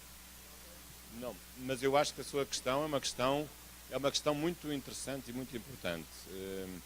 E faz-me lembrar, vocês também têm os defensores públicos, mas isso são advogados que fazem a defesa das pessoas que não têm dinheiro para constituir um advogado privado. Há um corpo de funcionários. Nós não temos isso em Portugal, embora se fale também disso. Em Angola tem, em Timor-Leste tem, mas em Portugal não temos. Os advogados privados nem queiram ouvir falar nessa ideia, porque isso vai tirar a clientela dos escritórios dos advogados privados. Mas essa questão que coloca é uma questão interessante e eu acho que, à primeira vista, parece-me um pouco estranho que os advogados públicos federais, que são uma instituição, como disse, possam intervir em decisões e em comportamentos que são comportamentos pessoais e que muitas vezes são ilícitos, não é? E, portanto, no fundo, seria o próprio Estado ou o político que está a prevalecer-se de um órgão público para defesa dos seus próprios atos pessoais. E, portanto, penso que isso aí precisa de uma clarificação. Concordo com essa clarificação. Eu acho que os advogados não devem defender os políticos que são acusados de crimes ou o que seja. Devem constituir advogados privados, com certeza têm o direito à defesa, isso é óbvio, mas acho que essa defesa não pode ser pelos advogados federais e até por várias razões, porque se é verdade que há uma razão que pode favorecer o político, que é, no fundo, ele aparecer com alguém que também representa o Estado, que é o Estado, portanto fica protegido, mas por outro lado também, essas pessoas ou esse advogado que vai defender o político num certo caso, não vou agora aqui falar em ninguém em particular, pode não ser a pessoa mais competente para aquela função. Poderá haver advogados privados, não estou a dizer que os advogados públicos sejam incompetentes, mas pode haver, digamos, um grande criminalista que a advocacia pública da União não tenha e que o político queira contratar para se defender, num processo criminal, por exemplo. E, portanto, vejo com alguma dificuldade que a função do advogado público possa ser também utilizada para a defesa de atos individuais de políticos. Eu acho que isso se deve evitar. Sinceramente, deve-se evitar. Porque uma coisa é defender os atos dos órgãos ou do Estado de administração, decisões que foram tomadas. Outra coisa é defender atos do titular do cargo político. São coisas diferentes. Uma coisa é o ato do Estado, outra coisa são atos individuais de titulares de cargos políticos. São coisas muito distintas. E, portanto, a meu ver, isso é pernicioso, porque isso pode atirar a vossa instituição para um descrédito completo à face da opinião pública, porque, na verdade, a vossa instituição fica imediatamente contaminada pelos atos que tenham sido praticados ou não pelo político que está a ser julgado, como é óbvio, não é? Porque é o advogado da União, que é o advogado daquela pessoa que cometeu aquele crime. Eu acho isso muito perigoso do ponto de vista da preservação do caráter público das vossas funções. Acho que isso deve ser evitado, não sei se é possível, não sei se está a ser discutido. Eu julgo que no caso da Presidente Dilma ela tinha a possibilidade de se defender com um advogado privado. Tinha ou não tinha? Tinha, mas não quis fazê-lo. Por que será? Bem, então tá bom. A nossa chefe da comunicação aqui, diretora social, diz que abriu para mais uma pergunta, quem queira fazer. O Miro aqui, por favor. Quem é que está primeiro aí? O Ei está em primeiro? Então, por favor, Léo. Doutor Ei. Por favor, procure ser breves, para que os outros demais colegas possam também fazer a pergunta. Boa noite. Só uma questão que eu vi que o senhor fez uma diferenciação entre o serviço prestado pelo advogado público junto ao judiciário, na defesa de uma causa, e a consultoria. E a gente faz bastante bem definida essa divisão também no nosso trabalho. Então tem a consultoria e a procuradoria, né? Considerando o trabalho da consultoria, que é um trabalho que, do meu ponto de vista, é um dos mais relevantes que tem no combate à corrupção atualmente, só que ele não é muito bem explorado no Brasil. Eu acho que a consultoria ela tem um papel que vai crescer muito ainda ao longo do tempo. Então, assim, eu acho que ela tem um papel central. Se o Ministério Público Federal no Brasil hoje está aparecendo bastante, como alguém assim que está tentando apagar um incêndio, a consultoria é um órgão que, se receber as devidas prerrogativas, como o Ministério Público Federal tem, vai poder evitar que esse incêndio comece. Então, considerando esse papel da consultoria de combate à corrupção, e considerando que a consultoria, como toda a advocacia pública, ela tem um órgão que gere ela, né, um órgão de gestão desses advogados e tal. E considerando que o senhor começou a palestra falando sobre a democracia e a república, e que a república envolveria mandatos e troca dos gestores, e que a democracia deveria ser uma democracia participativa, né, em que as pessoas que são envolvidas elas têm que participar, né, para ser uma verdadeira democracia. Nesse contexto republicano e democrático, não seria republicano e democrático a participação dos próprios advogados na escolha dos seus gestores?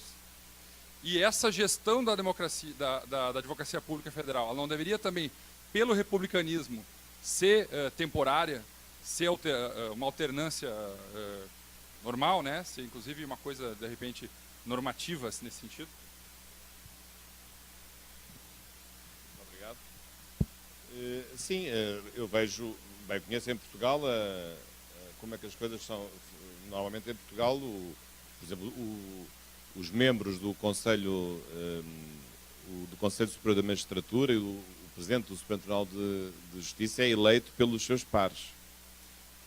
Até lá há uma situação até estranha, porque o Presidente é eleito só pelos membros do Supremo Tribunal de Justiça, mas o Vice-Presidente é eleito por todos os juízes do corpo da ordem, do corpo da magistratura. Mas não, o facto de ser um corpo no judiciário ou próximo do judiciário não impede, acho que aconselha que os cargos dirigentes sejam cargos eletivos. Sei que o advogado-geral da União é nomeado pelo Presidente da República, e o vice também é. Acho que esteve aqui de manhã, até perdeu o avião, não conseguiu, o avião teve um problema, foi mais tarde. Mas encontrei quando cheguei aqui ao aeroporto. Mas acho que agradeço-lhe até agora em público, não está aqui, mas me elucidou em 10 minutos sobre muita coisa importante sobre a vossa instituição. Mas eu acho que sim, acho que deve haver esse princípio de eletividade de cargos dirigentes, de cargos de função. Mas já percebi que esses cargos não são eletivos, não é? Portanto, já estou a perceber no que é que eu me estou a meter. Já perceberam que eu já falei demais. A Procuradoria-Geral Federal tem experimentado essas eleições internas aqui, tem servido de modelo para outros.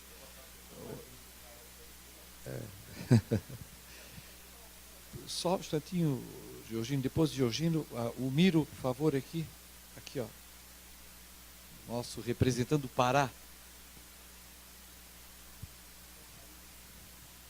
Professor Bacelar, eu vou voltar à questão levantada, real, verdadeira, pelo nobre colega Rogério.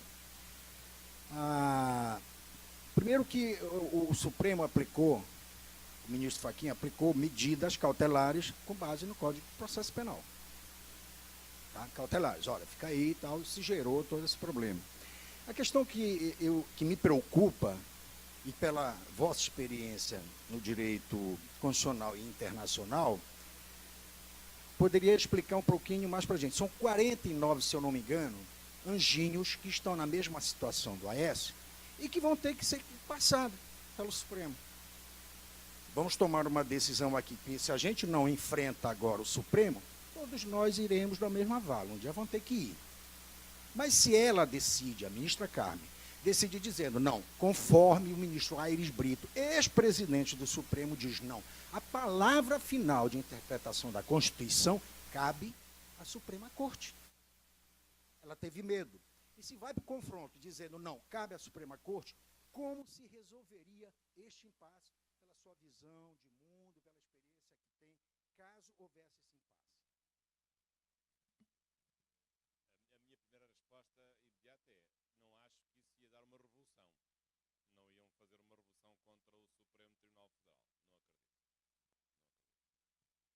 Sinceramente, não acredito. Mas é impressionante isso que refere, o argumento de que, com esta decisão, devolvendo a bola, digamos assim, ao Senado, a bola é sempre jogada entre os jogadores que estão lá dentro. E, portanto, tomam uma decisão hoje para proteger um, porque sabem que esse mesmo método de decisão vai proteger os outros um dia mais tarde que seja necessário proteger.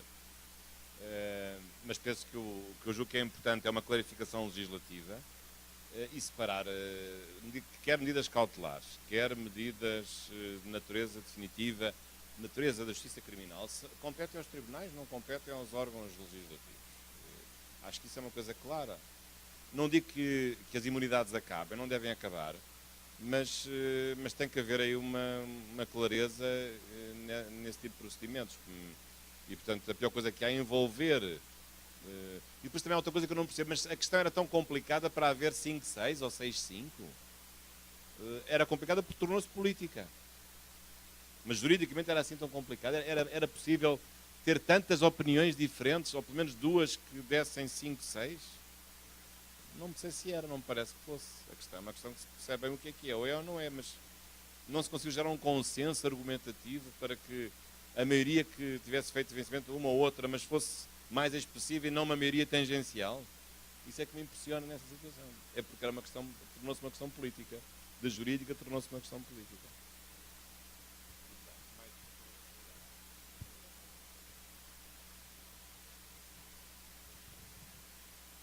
Eu já vi que o vosso manifesto vai ser: queremos que os cargos sejam eletivos dentro da advocacia. Não? Professor, eu sou do estado mais lusitano do Brasil, São Luís do Maranhão, a capital São Luís do Maranhão. Já lá estive 2 vezes. O padre Antônio Vieira dizia que não tinha tempo para ser breve, né? Então, acredita-se a nossa crise política, o sistema presidencialista de coalizão, onde impera um sistema partidário fragmentado com 2 dezenas de partidos, né? Como você vê uma possível implantação do parlamentarismo no Brasil, considerando que nós temos 3 níveis de poderes políticos: municípios, estados e União? Realmente, nós costumamos, eu tenho a ideia disso, realmente há muitos partidos. No Brasil há uma questão mais complicada ainda do que na Europa, que é a questão de a tradição dos partidos não é uma tradição doutrinal. As pessoas mudam de partido muito facilmente, não é? Na Europa também mudam, mas não é com tanta frequência. E quando mudam de partido e se inscrevem no outro partido, perdem o mandato. Portanto, mas reparem, penso que falta aqui uma certa sedimentação com a prática política. Mas, na verdade, o Brasil teve aí um azar. Qual foi o azar? Quando surgiu a Constituição de 88, o azar foi que acabaram as ideologias. E, portanto, os partidos que deviam ser balizas seguras de vários diferentes marcos ideológicos não puderam fazer esse trabalho porque a ideologia tinha acabado. Porque as grandes ideologias acabaram nessa altura, com a queda do Muro de Berlim, e, portanto, hoje, no arco da democracia, temos partidos mais sociais, mais liberais, mas não são muito diferentes entre si. Cada vez é mais difícil fazer a diferenciação do voto, que acaba por ser uma diferença de pessoas e não tanto políticas, e muito menos de ideologias. Portanto, eles têm essa tradição, digamos, de uma maior mobilidade dos partidos. Agora, o parlamentarismo, por isso mesmo, tem sido desaconselhado para o Brasil. Porquê é que tem sido desaconselhado? Porque como não há uma polarização partidária em 2 grandes partidos, e há uma grande fragmentação, se um governo para existir tivesse de ser uma emanação do Parlamento e não tivesse um poder próprio, como é o poder presidencial, que tem uma legislação própria, o governo seria muito instável, porque se há 10 partidos que participam numa coligação para apoiar um governo, esses partidos estão sempre a mudar, um discorda de uma lei, se deixa de apoiar, vem outro. Portanto, seria muito mais difícil gerir o apoio parlamentar, que sendo o único no sistema parlamentar é só no Parlamento, num governo que tivesse 10 partidos a apoiar e que os 10 partidos fossem necessários. E se um deles falhasse, para trocar com outro, levaria uma mudança grave. Portanto, o parlamentarismo só funciona nos países que têm poucos partidos, ou têm 2 grandes partidos, que é o caso do Reino Unido. Na França é um sistema semipresidencial, mas também houve agora uma revolução. O presidente Macron, num ano, conseguiu criar um partido novo que tem mais de metade dos deputados no Parlamento, um partido feito num ano. Provavelmente foi impressionante. Mas nos outros países são 2 grandes partidos que mais ou menos vão trocando poder. No caso da Alemanha já está, a senhora Merkel já está com o partido dela, já vai para 20 anos, no 4º mandato de 5 anos, já está no 15 para 20 anos. Mas de facto essa é que é a dúvida. Não estou a dizer que necessariamente isso vá funcionar mal, mas eu acho legítimo que os brasileiros se interroguem sobre se este sistema político tem dado este resultado é porque é capaz de não estar a funcionar bem. Portanto, é preciso haver aqui uma mudança qualquer. Também sei que há propostas na reforma eleitoral, também, mas a meu ver o voto personalizado não é uma coisa errada. Não acho que seja mau. Eu não acho que seja mau. Nós na Europa precisamos é de uma maior personalização do voto. Claro que o voto personalizado o que é que leva? Leva a que prevaleça a pessoa sobre o partido. E o partido vai atrás da pessoa. Porque nós em Portugal temos o contrário. Temos a pessoa não conta, o que conta é o partido. E, portanto, quem manda num partido manda em toda a gente. Mas se a pessoa tem uma vontade própria, se tem ideias próprias, não tem qualquer possibilidade de exprimir, digamos, a sua visão mais humana e mais direta da política e dos seus apoiantes. Portanto, também veem que as coisas não são... o vosso sistema tem coisas boas. Eu acho que a questão da personalização do voto, talvez com algumas correções, mas é capaz de ser uma questão interessante. É uma questão importante.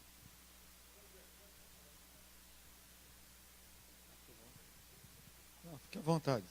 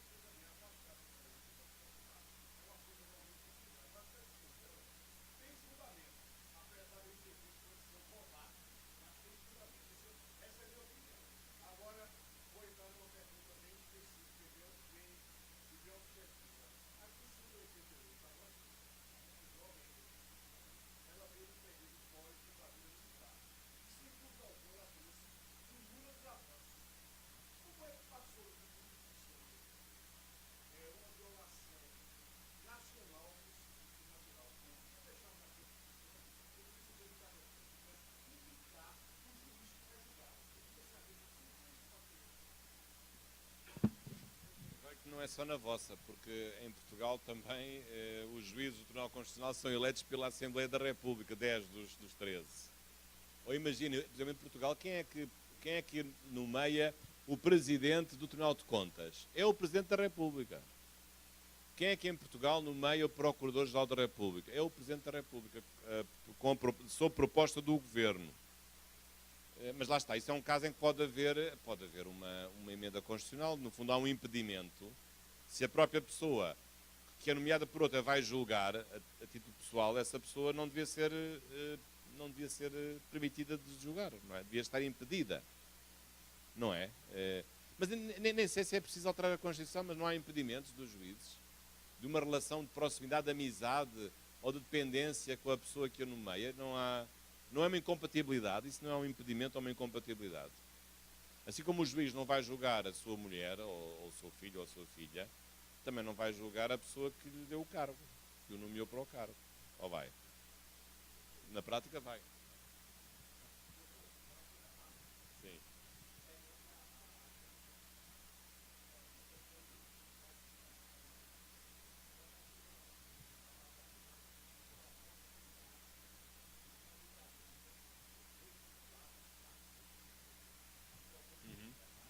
Sim.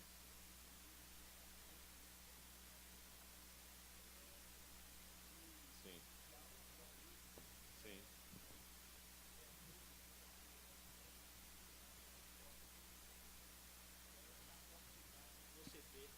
candidaturas chamadas ou ditas avulsas, independentes, né, ou autônomas.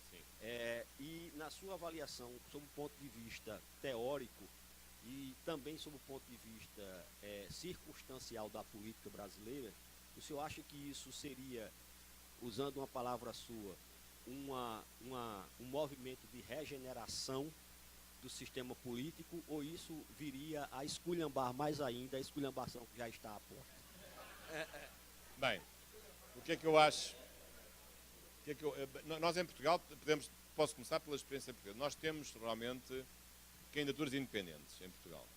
Os partidos já não têm o monopólio da apresentação das candidaturas, mas apenas nas autarquias locais, nos municípios e nas freguesias. Podem aparecer movimentos de pessoas que não estão ligadas a partidos e que se apresentam. Às vezes com sucesso, às vezes sem sucesso. Na prática são aqueles que foram rejeitados pelos partidos que se apresentam como movimentos avulsos. Já temos alguns anos disso e é a experiência. Mas eu acho que o princípio não acho errado. Também era fácil essas pessoas fazerem outra coisa. Se essas pessoas querem discordam, foram rejeitadas por uma candidatura, mas acham que se devem candidatar, estão no seu direito. Então, elas também têm outro caminho. Se não há o regime das candidaturas independentes, podem criar um partido próprio e fazem outro partido e apresentam. Portanto, não há um impedimento de elas se poderem candidatar no contexto de um outro partido. Mas isto em termos, estou a referir-me em termos locais. Em termos nacionais, essa questão tem sido já equacionada e, em princípio, a classe política não quer ouvir falar disso, porque isso vai diminuir o monopólio, evidentemente, dos partidos estabelecidos que não querem concorrentes novos. O mercado está só com não querem mais pessoas a comer do mesmo bolo. Eles já comem o bolo todo, não querem. Se há mais alguém a comer, aquele que cada um come será menor do que comeria se o outro não estivesse à mesa com eles. Agora, portanto, mas o princípio é o princípio da liberdade, não é? Deve ser um princípio da liberdade. Acho que os partidos não devem ter um monopólio. Mas, atenção, mas há uma coisa perigosa nas candidaturas avulsas. É que as candidaturas avulsas são movimentos circunstanciais que aparecem para a eleição e depois desaparecem, depois esfumam-se. Enquanto que um partido, apesar de tudo, como é um partido que tem uma estrutura, é uma pessoa jurídica, é uma estrutura, tem um programa, tem um património, tem órgãos eleitos, um partido dá mais garantias, tem uma disciplina dos seus militantes, dá mais garantias de durabilidade e de seriedade do que uma candidatura que é espontânea, que é fugaz, que é repentina, que pode levar à eleição de alguém, mas esse alguém está à solta. Não está dentro de uma estrutura, não tem uma disciplina. Ele presta contas perante quem? Ele não vai ser militante de nenhum partido, porque não há nenhum partido. Ele é sozinho. Ele está completamente à solta. Isso será uma coisa benéfica? Isso pode ter os seus riscos. E sobretudo porque ele não tem uma continuidade histórica com um partido que tem um programa, goste ou não, tem uma história, tem um programa, tem uma estrutura, e portanto um partido tem essa garantia. Portanto, se a coisa correr mal, se essa pessoa portar-se mal, ele com certeza que não vai ser eleito. Mas o partido dele também vai perder, porque ele vai desonrar o partido a que pertence. Se é uma candidatura avulsa, não há partido nenhum. Como é que se vai punir um partido que não existe numa candidatura avulsa? É impossível, há uma impossibilidade lógica. Não sei, acho que é uma questão a discutir. Não tenho um pensamento fechado. Em Portugal a experiência das candidaturas autárquicas tem sido, apesar de tudo, razoável e tem-se aceito candidaturas independentes. São movimentos as pessoas que se inscrevem. Por exemplo, mas temos um caso de candidaturas independentes para o Presidente da República. Em Portugal, para ser candidato do Presidente da República, não se apresenta por nenhum partido, mas tem que ser entre 7 mil e 15 mil assinaturas para Presidente da República. A candidatura é fora dos partidos, não tem a ver com os partidos. Os partidos só se têm um exclusivo no Parlamento Nacional e nos Parlamentos Regionais e no Parlamento Europeu. É este o nosso regime. Agora, para o vosso Presidente da República, tem de ser por um partido? A candidatura presidencial é por um partido? Eu talvez começasse por aí, talvez despartidarizasse a eleição para o Presidente da República, não para já para o Congresso, acho que não. Mas para o Presidente da República eu retirava a necessidade de a sua chapa ser partidária, poder ser apenas pessoal. Por que não? ver o que é que dava. Professor, primeiramente queria agradecer a exposição do senhor, como sempre, excelente. Vou tentar ser rápido, aqui eu vou dar uma opinião, em vez de fazer uma pergunta. Como criminalista, né, nós temos poucos realmente na Advocacia Pública Federal, talvez por isso que a Dilma tenha escolhido o Cardoso, que é um dos melhores advogados do Brasil, né? Por isso que ela foi defendida por ele. Mas, enfim, a questão é que a gente no Brasil não tem... Nesse caso não foi por ser advogado-geral da União. Foi por Não, ser foi especialista. ela podia escolher um advogado privado e não quis, ela preferiu, até porque a gente tem que discutir uma estruturação. Não. O que a gente tem, o problema nosso é a discussão do limite. A gente tem uma portaria 408, eu vou até levantar, eu estou falando isso porque todas as audiências criminais que tem lá em Belo Horizonte eu faço. Na portaria 408, a gente tem uma regulamentação disso. E quem faz, no caso não foi feito, do AGU, mas quem faz a avaliação se aquele caso é criminoso, se aquele caso é de crime ou não, ou se ele agiu na função pública ou não, somos nós. Então a gente é que tem que dar um parecer falando se a gente vai defender aquele cara ou não.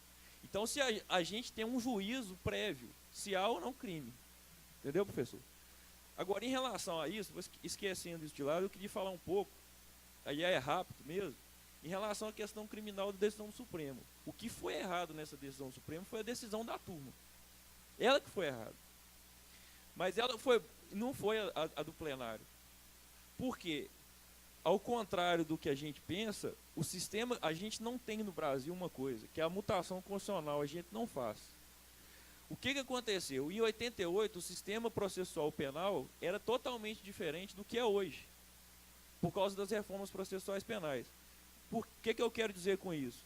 Antes, e a Constituição é clara nesse aspecto, ela diz que não pode, o parlamentar, ele só pode ser preso em prisão em flagrante de crime inafiançável. Só que o sistema de fiança foi alterado. Hoje em dia não existe mais uma prisão em flagrante com mais de 24 horas. O que acontece hoje? Você é preso em flagrante, o juiz ele tem que ser apresentado na audiência de custódia e você tem 24 horas para livrá-lo solto, para aplicar a fiança ou para converter essa prisão em preventiva. Ora, se eu transformo essa prisão em preventiva, ou se eu aplico qualquer uma das medidas cautelares que por descumprimento elas viram prisão, eu não posso fazê-lo. Então, na realidade, se você for analisar o artigo 320 e poucos do Código de Processo Penal, a decisão anterior, ou a gente muda a Constituição para tirar o juiz natural, que hoje é o Senado, nesse caso, ou então você tem que aplicar a regra do CPP natural. Agora, essa discussão civil para quê? Para a gente entender as medidas cautelares que não afetam o mandato, que é o que o Supremo tentou fazer, que é o meio termo, que é o que a gente pode chamar, talvez, de uma mutação constitucional usando o novo sistema.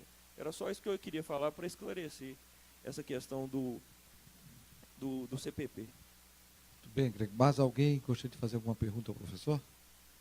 Então, professor, com relação à colocação anterior aqui, por conta dessa que o senhor até colocou, do parlamentarismo e do presidencialismo, a história brasileira é muito dos últimos presidentes da República, salvo engano, 2 terminaram o mandato.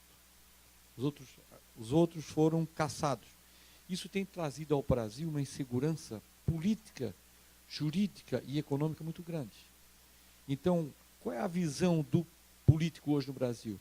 Eu prefiro ter um parlamentarismo que se tiver um impasse econômico, aliás, um impasse de governo, ou seja, um ato cometido pelo governo passível de uma ação de impeachment, isso não leve o Brasil, o governo, a ficar muito tempo sangrando, ou seja, se aplica logo o voto de desconfiança, destitui o parlamento e se elege, por maioria, o novo primeiro-ministro. Só que no Brasil falta maturidade para isso.